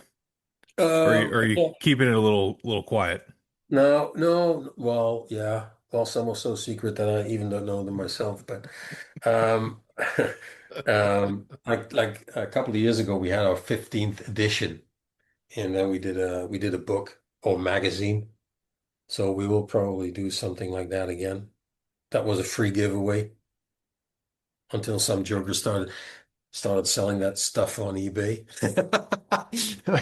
That's really funny. I still have a couple in the storage. So don't buy these books on eBay. Just we had a magazine and where we asked a lot of regular guests actually to write something about our show, and we gave them a kind of a a couple of pages to as a showcase for their work as well. So we might be doing something again. No, we will be doing something next year as well, but maybe with some other people and a different take on the magazine. But I think that's at least one of the things that's really certain. And don't forget the karaoke thing next year, man. I mean, you got to practice. Yeah, I don't know if It's fun. I don't know It's if I'll be fun. part of that. Oh, you will. After a couple of beers, man, anything That's goes. Come probably on. true. It works. It's fun. So yeah, that's yeah. Yeah, so those are two things that but we will have more. We will have more, definitely. Uh, well, So I'm thinking of an exhibition of some special stuff that we're already working on that. So yeah. so whether it be this year coming up in a couple months or next year, what Yeah. what advice would you give someone if they're planning their first visit to the show? What are the absolute things they should be prepared for, both before they arrive and then when they get there? Bring a fat wallet. That's one thing. Because you'll be buying your brains. You would buying yourself silly. I mean, that's for sure. I mean, we have the website. So, I mean, if you're not interested in anything else than that, there's a list of all the vendors, so you can check out who are there and if there's anything you need from them. And it is wise to place pre-orders because they'll be happy to bring it. So you make sure that you have your stuff that you really want. So that's one thing that's one good advice. And the other thing is, um, uh, just be open-minded, um, because, like you said before, the competition area is very busy, but there is so much to see. Just be ready to get inspired because that's one of the main. I think that's one of the most important things. I mean, if you don't come back inspired from SMC, nothing will inspire you, I think. I mean, 100%. Yep. that's it. Well, you can also come back and think that you're going to pick up knitting or something instead of modeling because honestly, I have the same feeling sometimes when I walk around during the judging process. I have some time to walk around to see some of the models, but nah, and basically you have to be.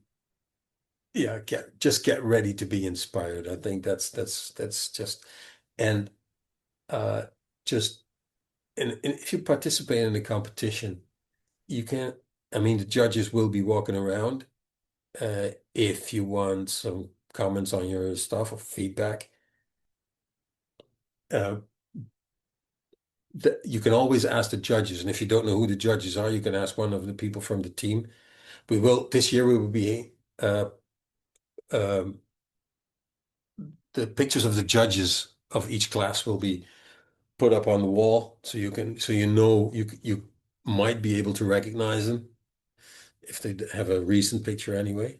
Uh, so you can ask them for feedback, and if you really want feedback, just ask because they are really prepared. All judges are really prepared to tell you what you need to step up your game or whatever. They are there.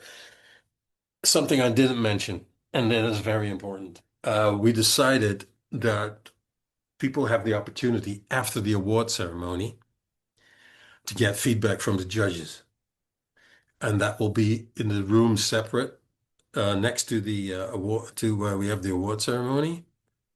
Um, um, the judges will be there, or a big part of the judges will be there behind the table. You can bring your model. So we're going to ask people to take the models first from the competition area and go to the judges where they can get the feedback after the show. It's not going to be it's probably going to be like 60 or 90 minutes where people have the chance to get their feedback. Um, but it's really important that you actually bring the model that you want and not just a picture on the telephone. Because we don't have an online contest, and if you really want feedback, and maybe it doesn't. You can also ask feedback from one of the other judges, not necessarily one that judged your model or whatever. If it's something that you just want to know about how you can improve or whatever, just go up there.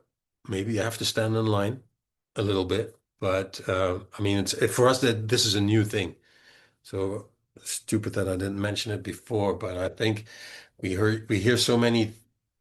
Often we get questions about feedback, and then we say, okay, but the judges are around on Sunday all day in the competition room. Many of them are. So you can always ask. But if you're really new at the show, you come for you're really for the first time, you enter the competition. But also if you come for the 10th time, it doesn't really matter. If you want feedback, judges are there to give it. And like I said, we also give the opportunity after the show. So yeah, I think that's really important because I don't we want people to go home inspired or at least with some more some more information about how they can improve if they want to, and if they don't want to, also fine. It's a hobby. You know, Never forget, it's just a hobby.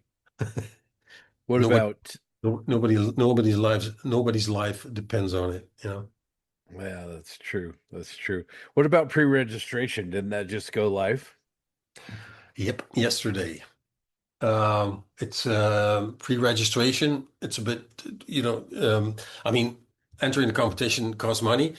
In the pre-registration, if you sign up and pay before October the 2nd, it's 12.50, so it's a reduced fee. Because if you register on the day when you come to the show on Saturday, it's 20 euros. So you can save yourself some money pre-registration.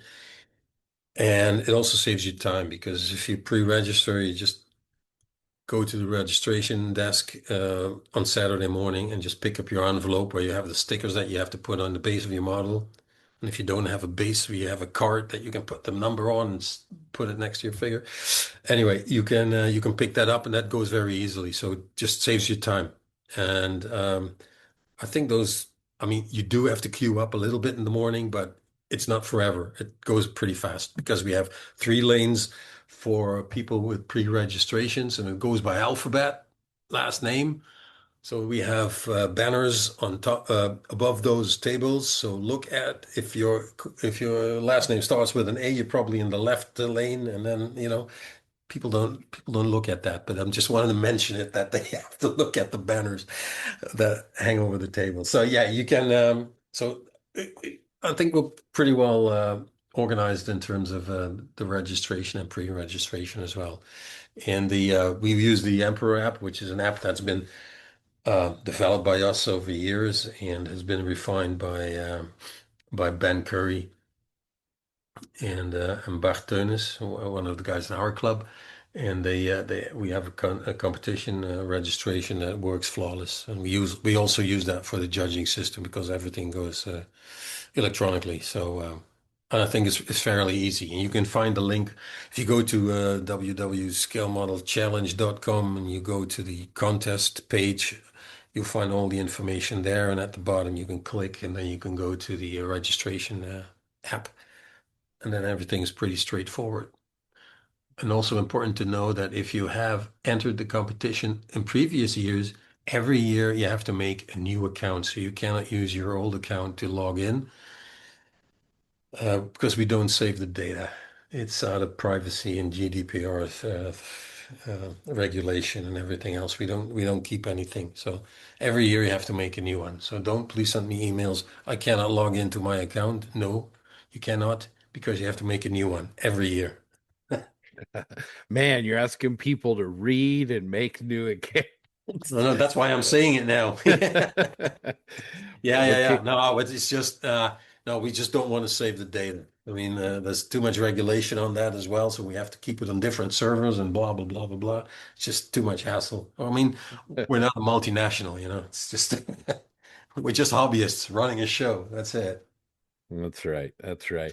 Okay, everybody. So Saturday, October 17th and Sunday, October 18th, 2026 in Eindhoven.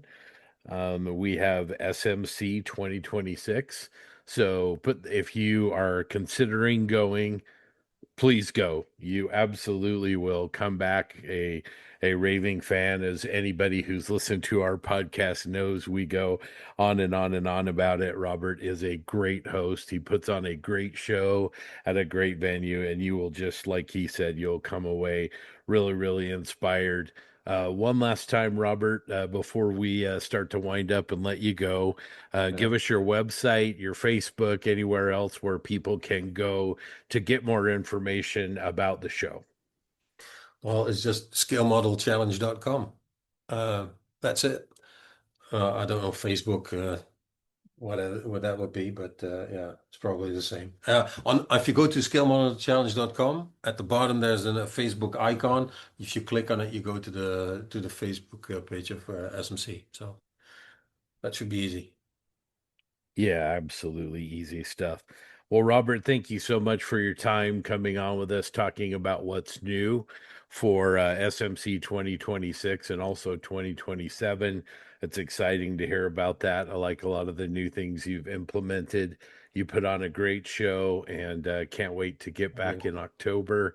I am kind of looking forward now, I'm not going to lie, to TJ doing karaoke. So that's something to put on the list to look forward to. But no, I mean, it sounds amazing, and like Robert said, bring some models and bring some money for sure for the vendor room. Yeah, definitely. Well, thanks for having me, man. Oh man, anytime. TJ, any last shots or questions for Robert? No, the pleasure's been all mine.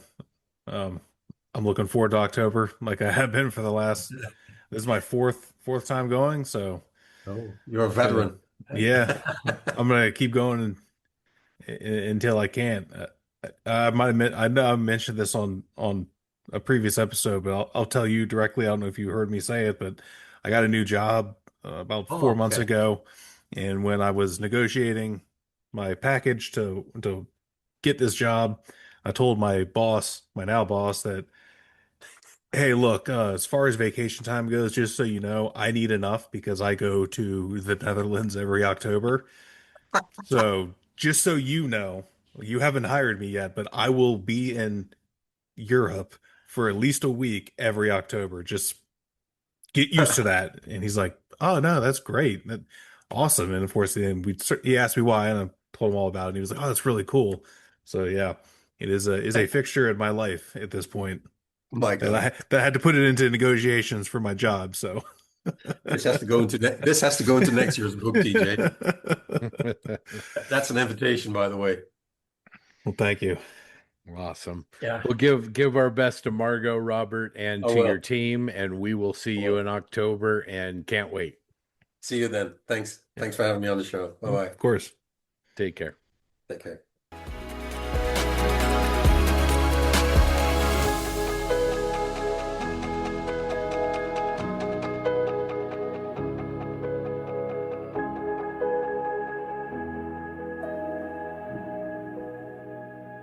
Well, that was certainly a great interview. I'm so thankful that Robert took the time to talk with TJ and Scott. I think it was a great segment around the value that the show brings to the community, what he's trying to build there, the folks that support him, and everything that makes SMC so special. I'm grateful that we get a chance to go every year, and I cannot wait for, honestly, again, less than 60 days away from this year. So again, listeners, if you're on the mainland, please make the journey to Eindhoven. And if you're abroad, this is the best time to go. Every year it gets better, and the don't make excuses like we have in the past. It's kind of one of those you just got to buy the ticket and go and trust. And I think that's what Scott finally did, and he has no regrets. And now he's hooked for every year to come. So Robert was a real gentleman. It was fun to talk to him and to learn about the heart and the soul of SMC. I mean, we've all been there. We've seen the massive vendor halls, and the contest is among the best, if not the best in the world. But then to actually see and hear from Robert in his own words, like why he started it and what he put into it and what things he's not going to negotiate out of it. It was really great. So anyway, really appreciate Robert spending some time with us. I think we're mostly through there's one other announcement. JB, it looks like we've got hooked into another one of the Moosearoo Cup competitions for 2026-27. yeah, this one's going to Grant, though. This is the Vespid 172nd scale Centurion. It was announced at the IPMS Nationals just 2 days ago at the podcast event there. So should be fun. Grant, what are your thoughts? I don't know yet. I'm looking at the kit, been looking at pictures. I'm thinking maybe putting it on a big old like display for like in front of a tank, school like they did. They put the tanks out on front on a big, plinth and have them angled up or something like that. Or maybe just something, I don't know. It's the Mark V, I believe, or Mark 1. I can't, I'm not really sure what mark it is, but it's the cool kit. It looks great. I love Vespa. They make some great stuff. And I can't wait to see the detail in it. I've heard nothing but great things from Alex Clark and other people about the brand. And it's just, I can't wait. It's going to be a great build. Yeah, you've really done, I think, really well compared to some of the other kits the Moosearoo entrants have been challenged with. I think you've done really well. No, Vespa. Yeah, you won the lottery here. Yeah, I did. Yeah. I seen what you guys had to do before. I was like, wow. But yeah, those Vespid kits are wonderful, and I've got several of them, including one of these Centurions. So I think you're going to do well, and it'll be fun to see what you bring to bear as far as your presentation and the way that you finish it. So good luck, my friend. Yeah, I got a big hurdle to cross because you guys have all done really well with yours, and I just want to make sure we keep up the standard. So it's gonna be fun. Seeing we haven't finished one in a few years, it's probably good to just do that. Well, yeah, but I mean, the ones we finish, we do very well. You'll make us proud, Grant. I hope so.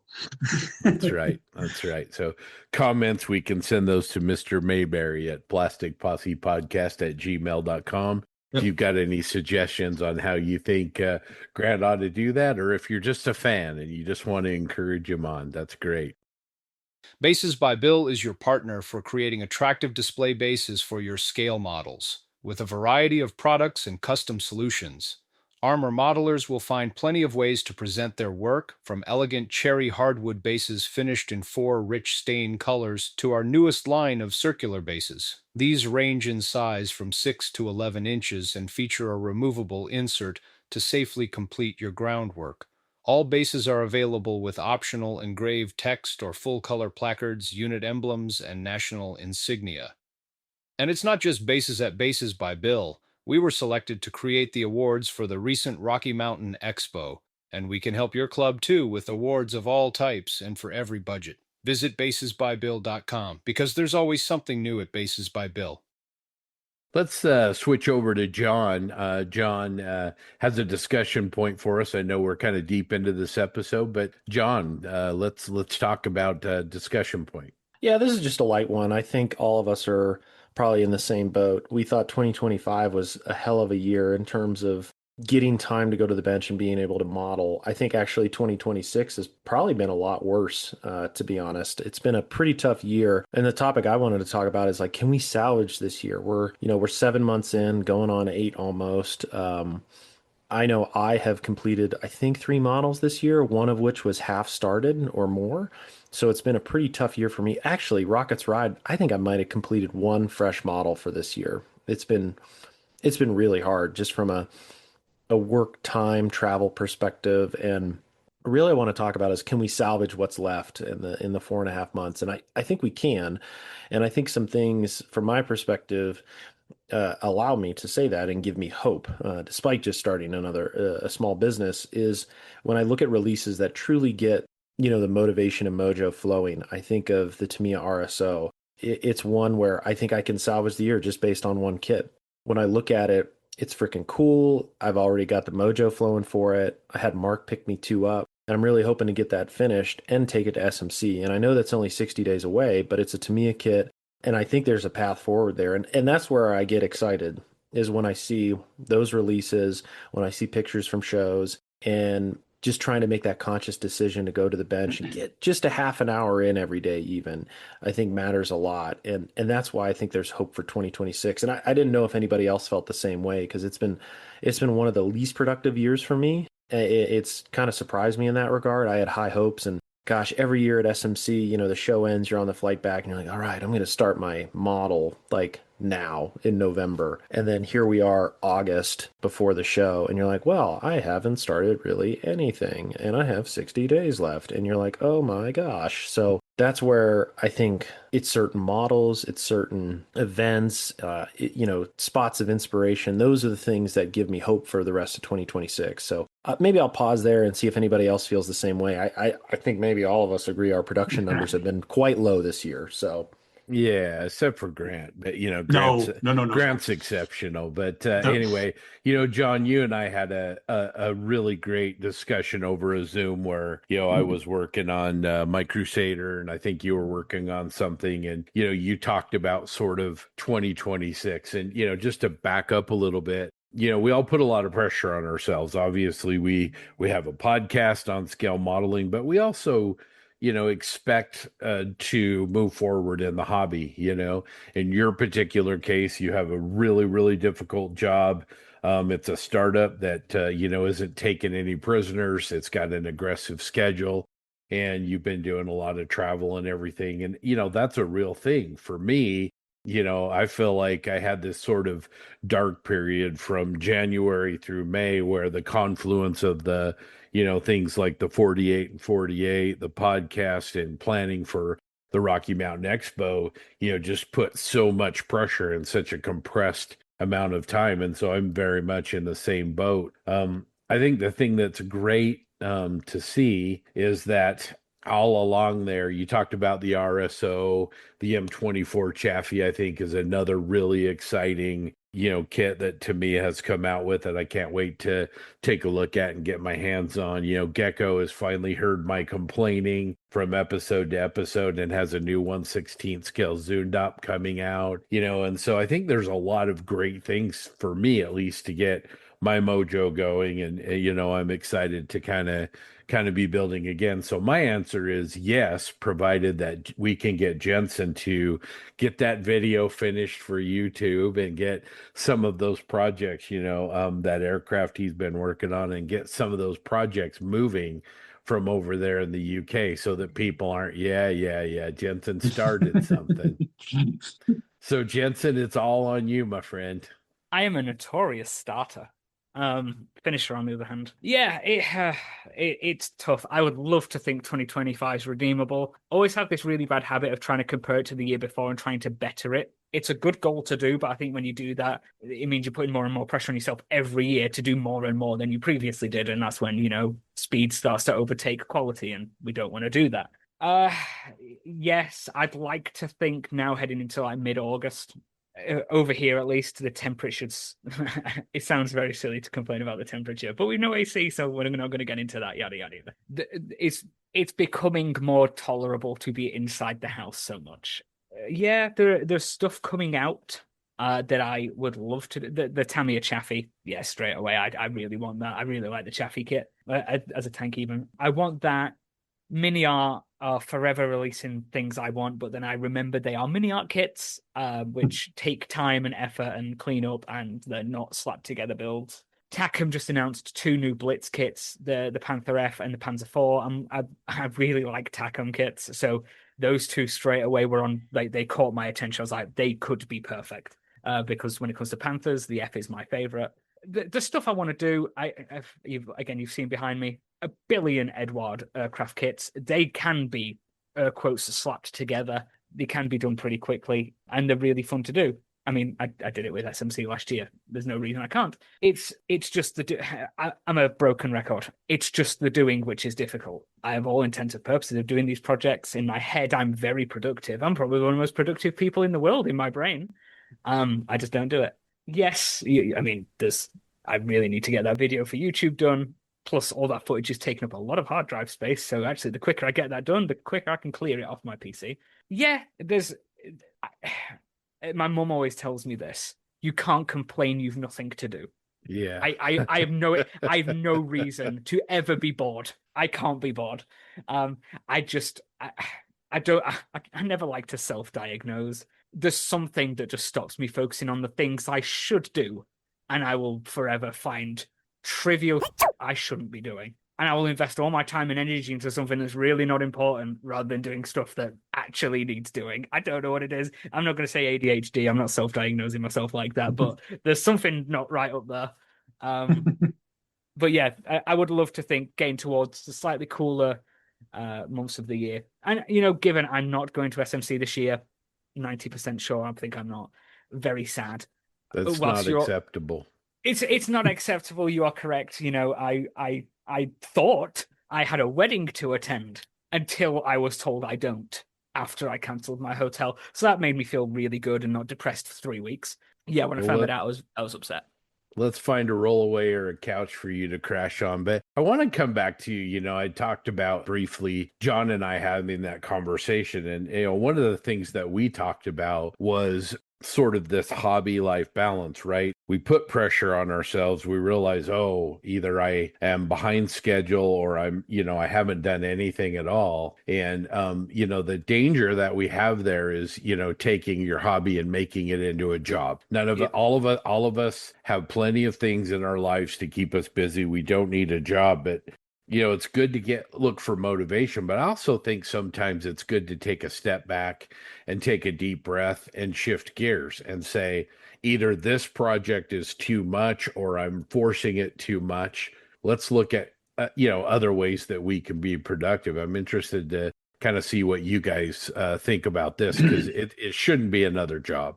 Yes. It's funny. You say no, I say yes, but we both meant the exact same thing.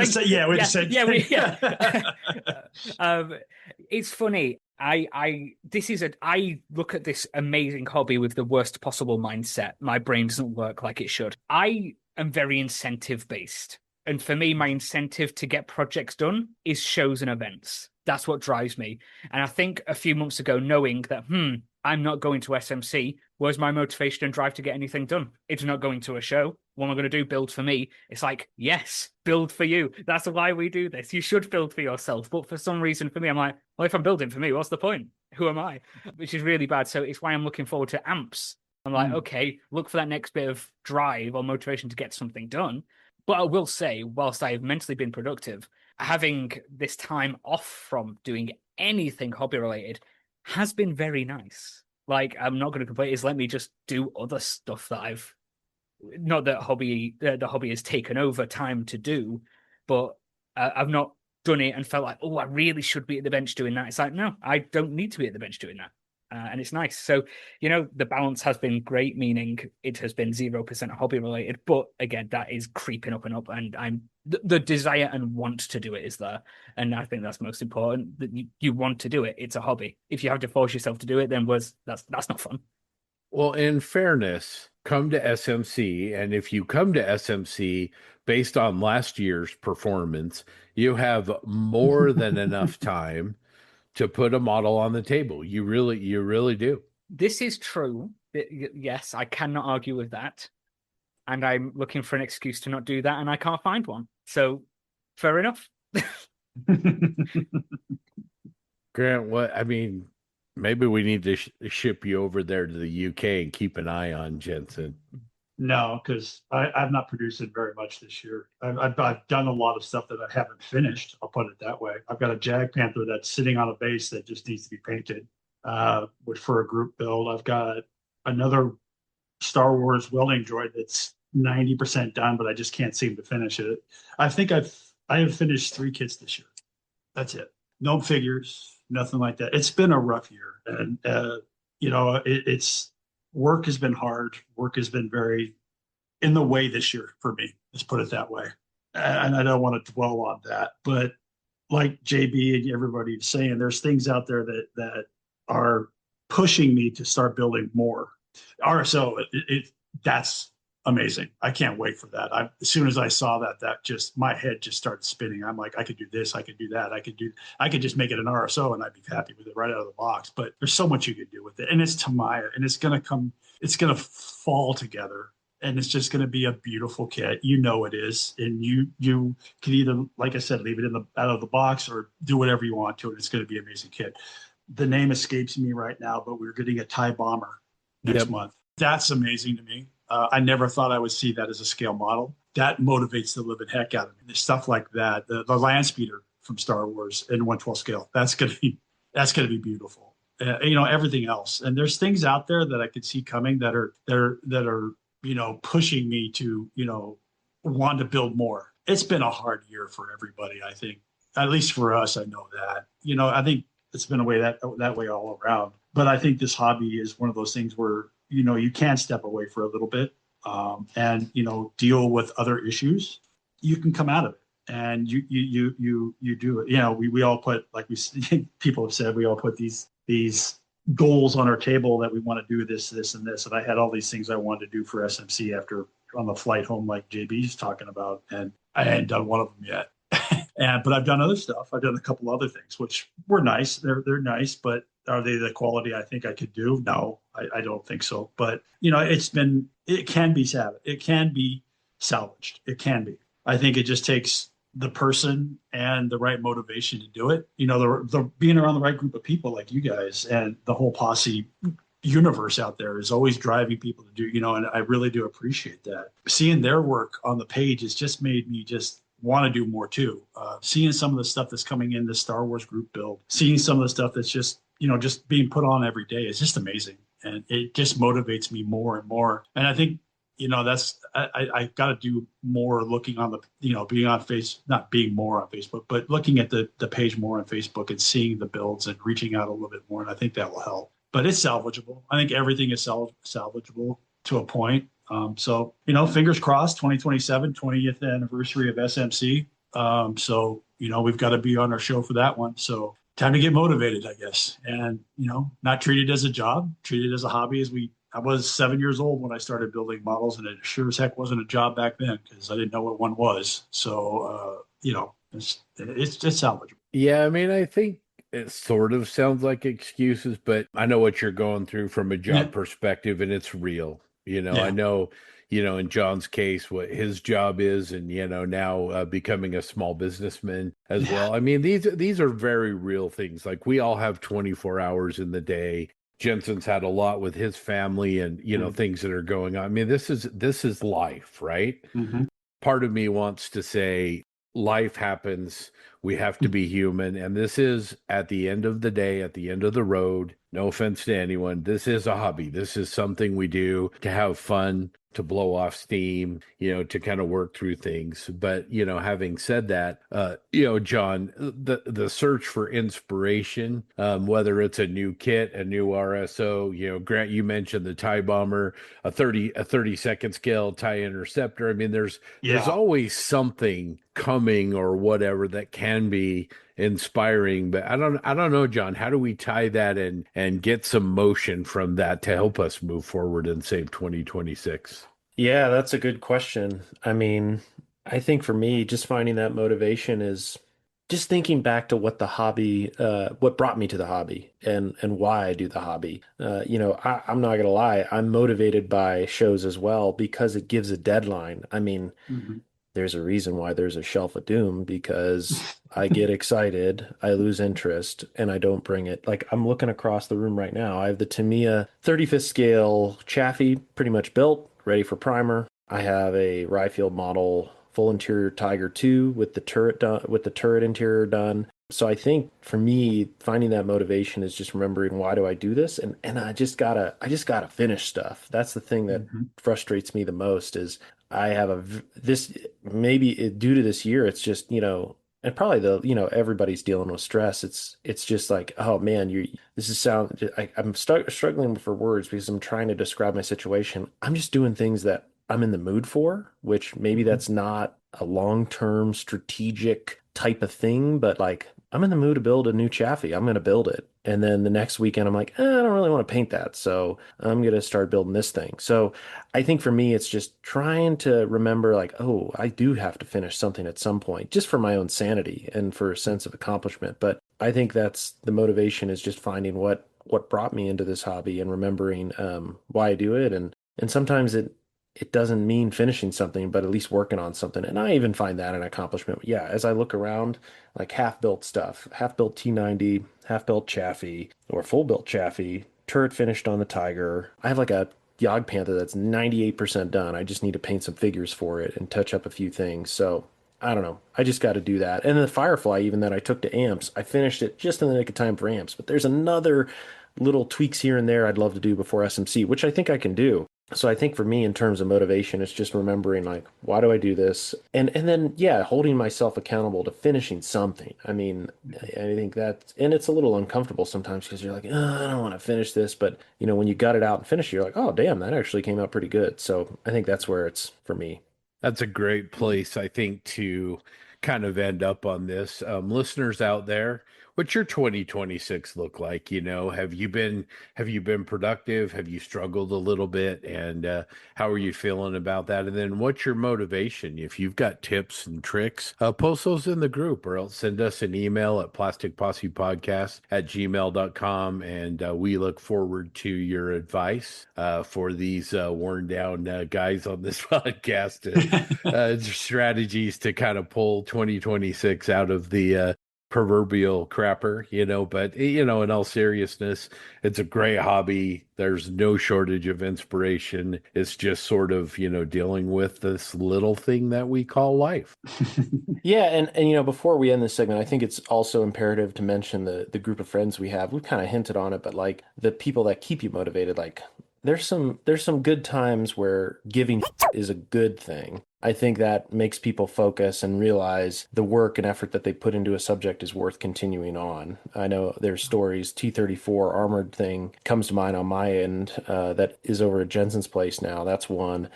So it's not only your friends keeping you, well grounded and focused, but then also um, just the work that your friends are putting out. I look at Stefan's Tiger One. I think of Brian Krieger's work.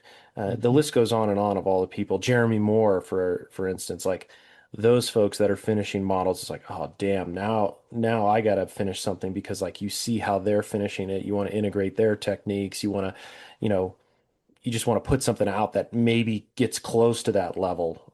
So that's another thing I wanted to mention is the group of friends that you have, both that you know and you don't know for that matter. Because like Spencer Pollard is another example. Like, yeah, and some of his builds like motivate me to go do certain things. So just, oh, and our friendly Uncle Night Shift too. Like all these people that you either know or don't know that are connected to the hobby, I think push you forward as well and give us hope for the rest of 2026. Man, speaking of Night Shift, his new object build and Mm. getting paint on that, Doesn't so suck. good. No, it So doesn't. good. Just wanted to also mention, I didn't do it earlier, but congratulations to a friend of mine, a local, Brett Prusso, for having his B-17 recognized at IPMS Nationals. Congratulations, Brett. We got to see that model at a Rocky Mountain Expo and really, really put a lot of work and a lot of hours into that, and it's well deserved, my friend.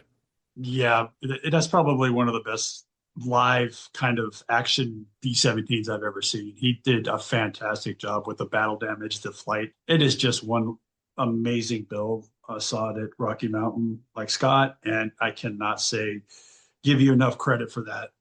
Congratulations. Well deserved. Well deserved. This is going to sound different than I mean it. Sort of that, that old saying, game recognizes games. Modelers know when we look at something and when there's been an investment of passion into a work and there's been whether it's research or execution, you can tell when somebody's really, really put effort into a piece. And that B-17 is a great example of that. So anyway, well, Grant, I'm going to kick this back to you to talk about this Star Wars something or other. So the Star Wars group build is going along. You have till the end of, October 1st to get all your stuff in. We're talking about prices still. I have a couple books that I'm going to offer up. The Blueprints, the Star Wars Blueprints book, the big one. I also have Shaping the Universe, another copy of that I can hand over. All brand new, looking great. And then, maybe some kits in there. We don't know yet, but we're still looking around. I want to call out a couple builds. Michael Rosnick, has Y-Wing, large scale, very nice. He did a cockpit, a couple of shots of the cockpit. That looks great. The figure looks wonderful. And the interior detail is spot on, looks really good. Burton Wilby he's doing a Y-Wing also. I saw he picked one up.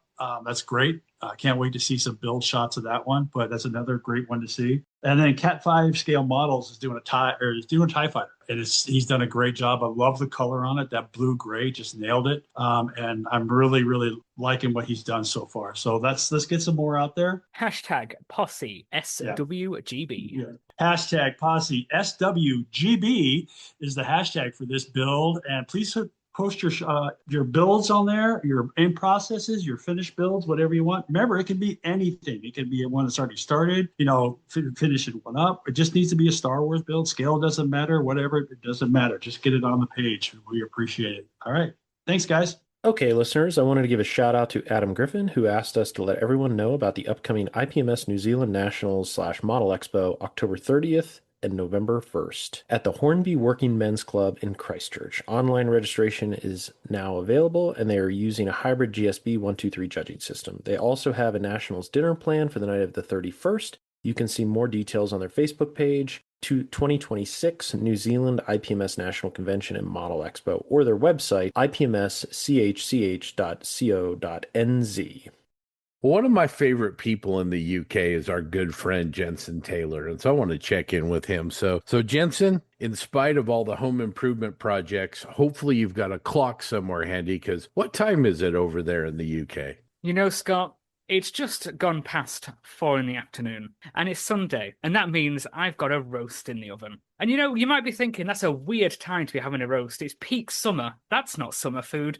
But soon we'll be heading into those long winter nights. And what do you want to do on those long winter nights? You want to build models. You want to be cozy at home. And how do you want to be cozy? You want to be dressed in your absolutely cozy, beautifully designed plastic Posse merchandise clothing. You can do it in t-shirts, hoodies.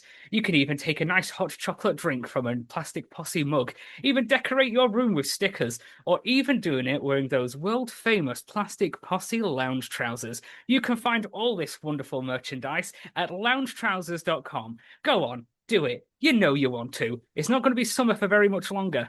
Enjoy those winters. Enjoy time at the bench wearing your plastic Posse merch. Well, thank you so much, Jensen. And that wraps this episode. Listeners, thanks for coming along for episode 144. We covered a lot. So with that, we're going to close out. Thank you so much for listening on. We'll see you in 2 weeks.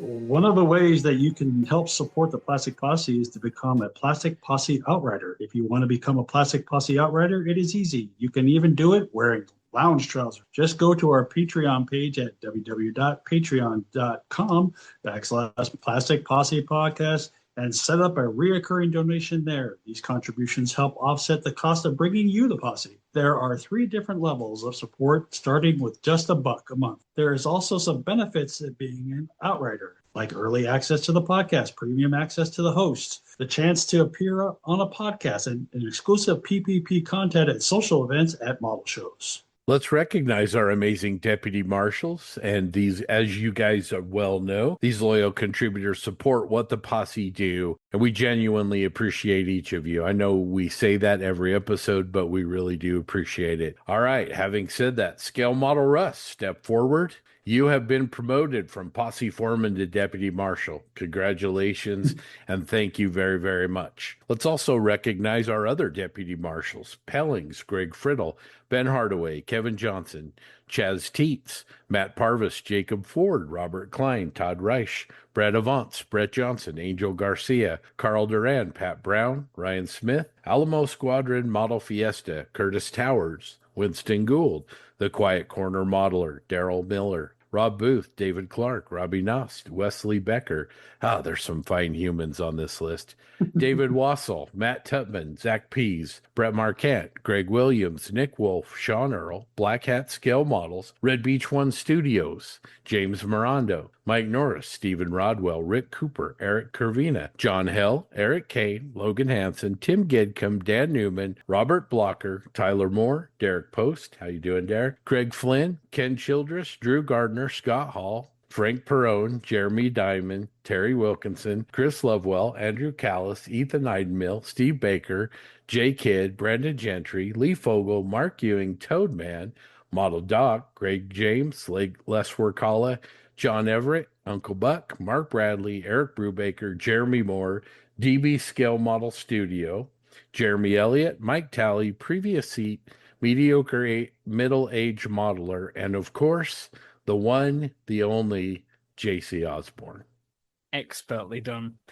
Let's not forget our Posse Foreman. This crew is made up of Posse Outriders who give the Deputy Marshal the hand, and we also thank them for their support. Tommy Workshop, Andy, the voice of Bob, Graham, Keith, Dwayne, AK Armour, Bill, Casey, Therese, Stefan, Mikkel, Lavar, Gil, Mike, Michael, Scott, Emery, The Krieger, Aussie Modeler, Jeff, Eddie, Ross, Warhoff Models, G. Baker, Tom Stuff, Crazy Loca, Len, Cliff, Damien, Cody, Nukeman Mike, Paul, iBones Models, Mr. Grizz, Jackson Joel, Chris Jamie, MD Models, Papa Steve Munsell, JV, Eric, Matthew, and David. Nice try. I couldn't get Scott. You can't get me. And of course, our $1 and free Posse Outriders. We appreciate each and every one of you. We'll see y'all in 2 weeks.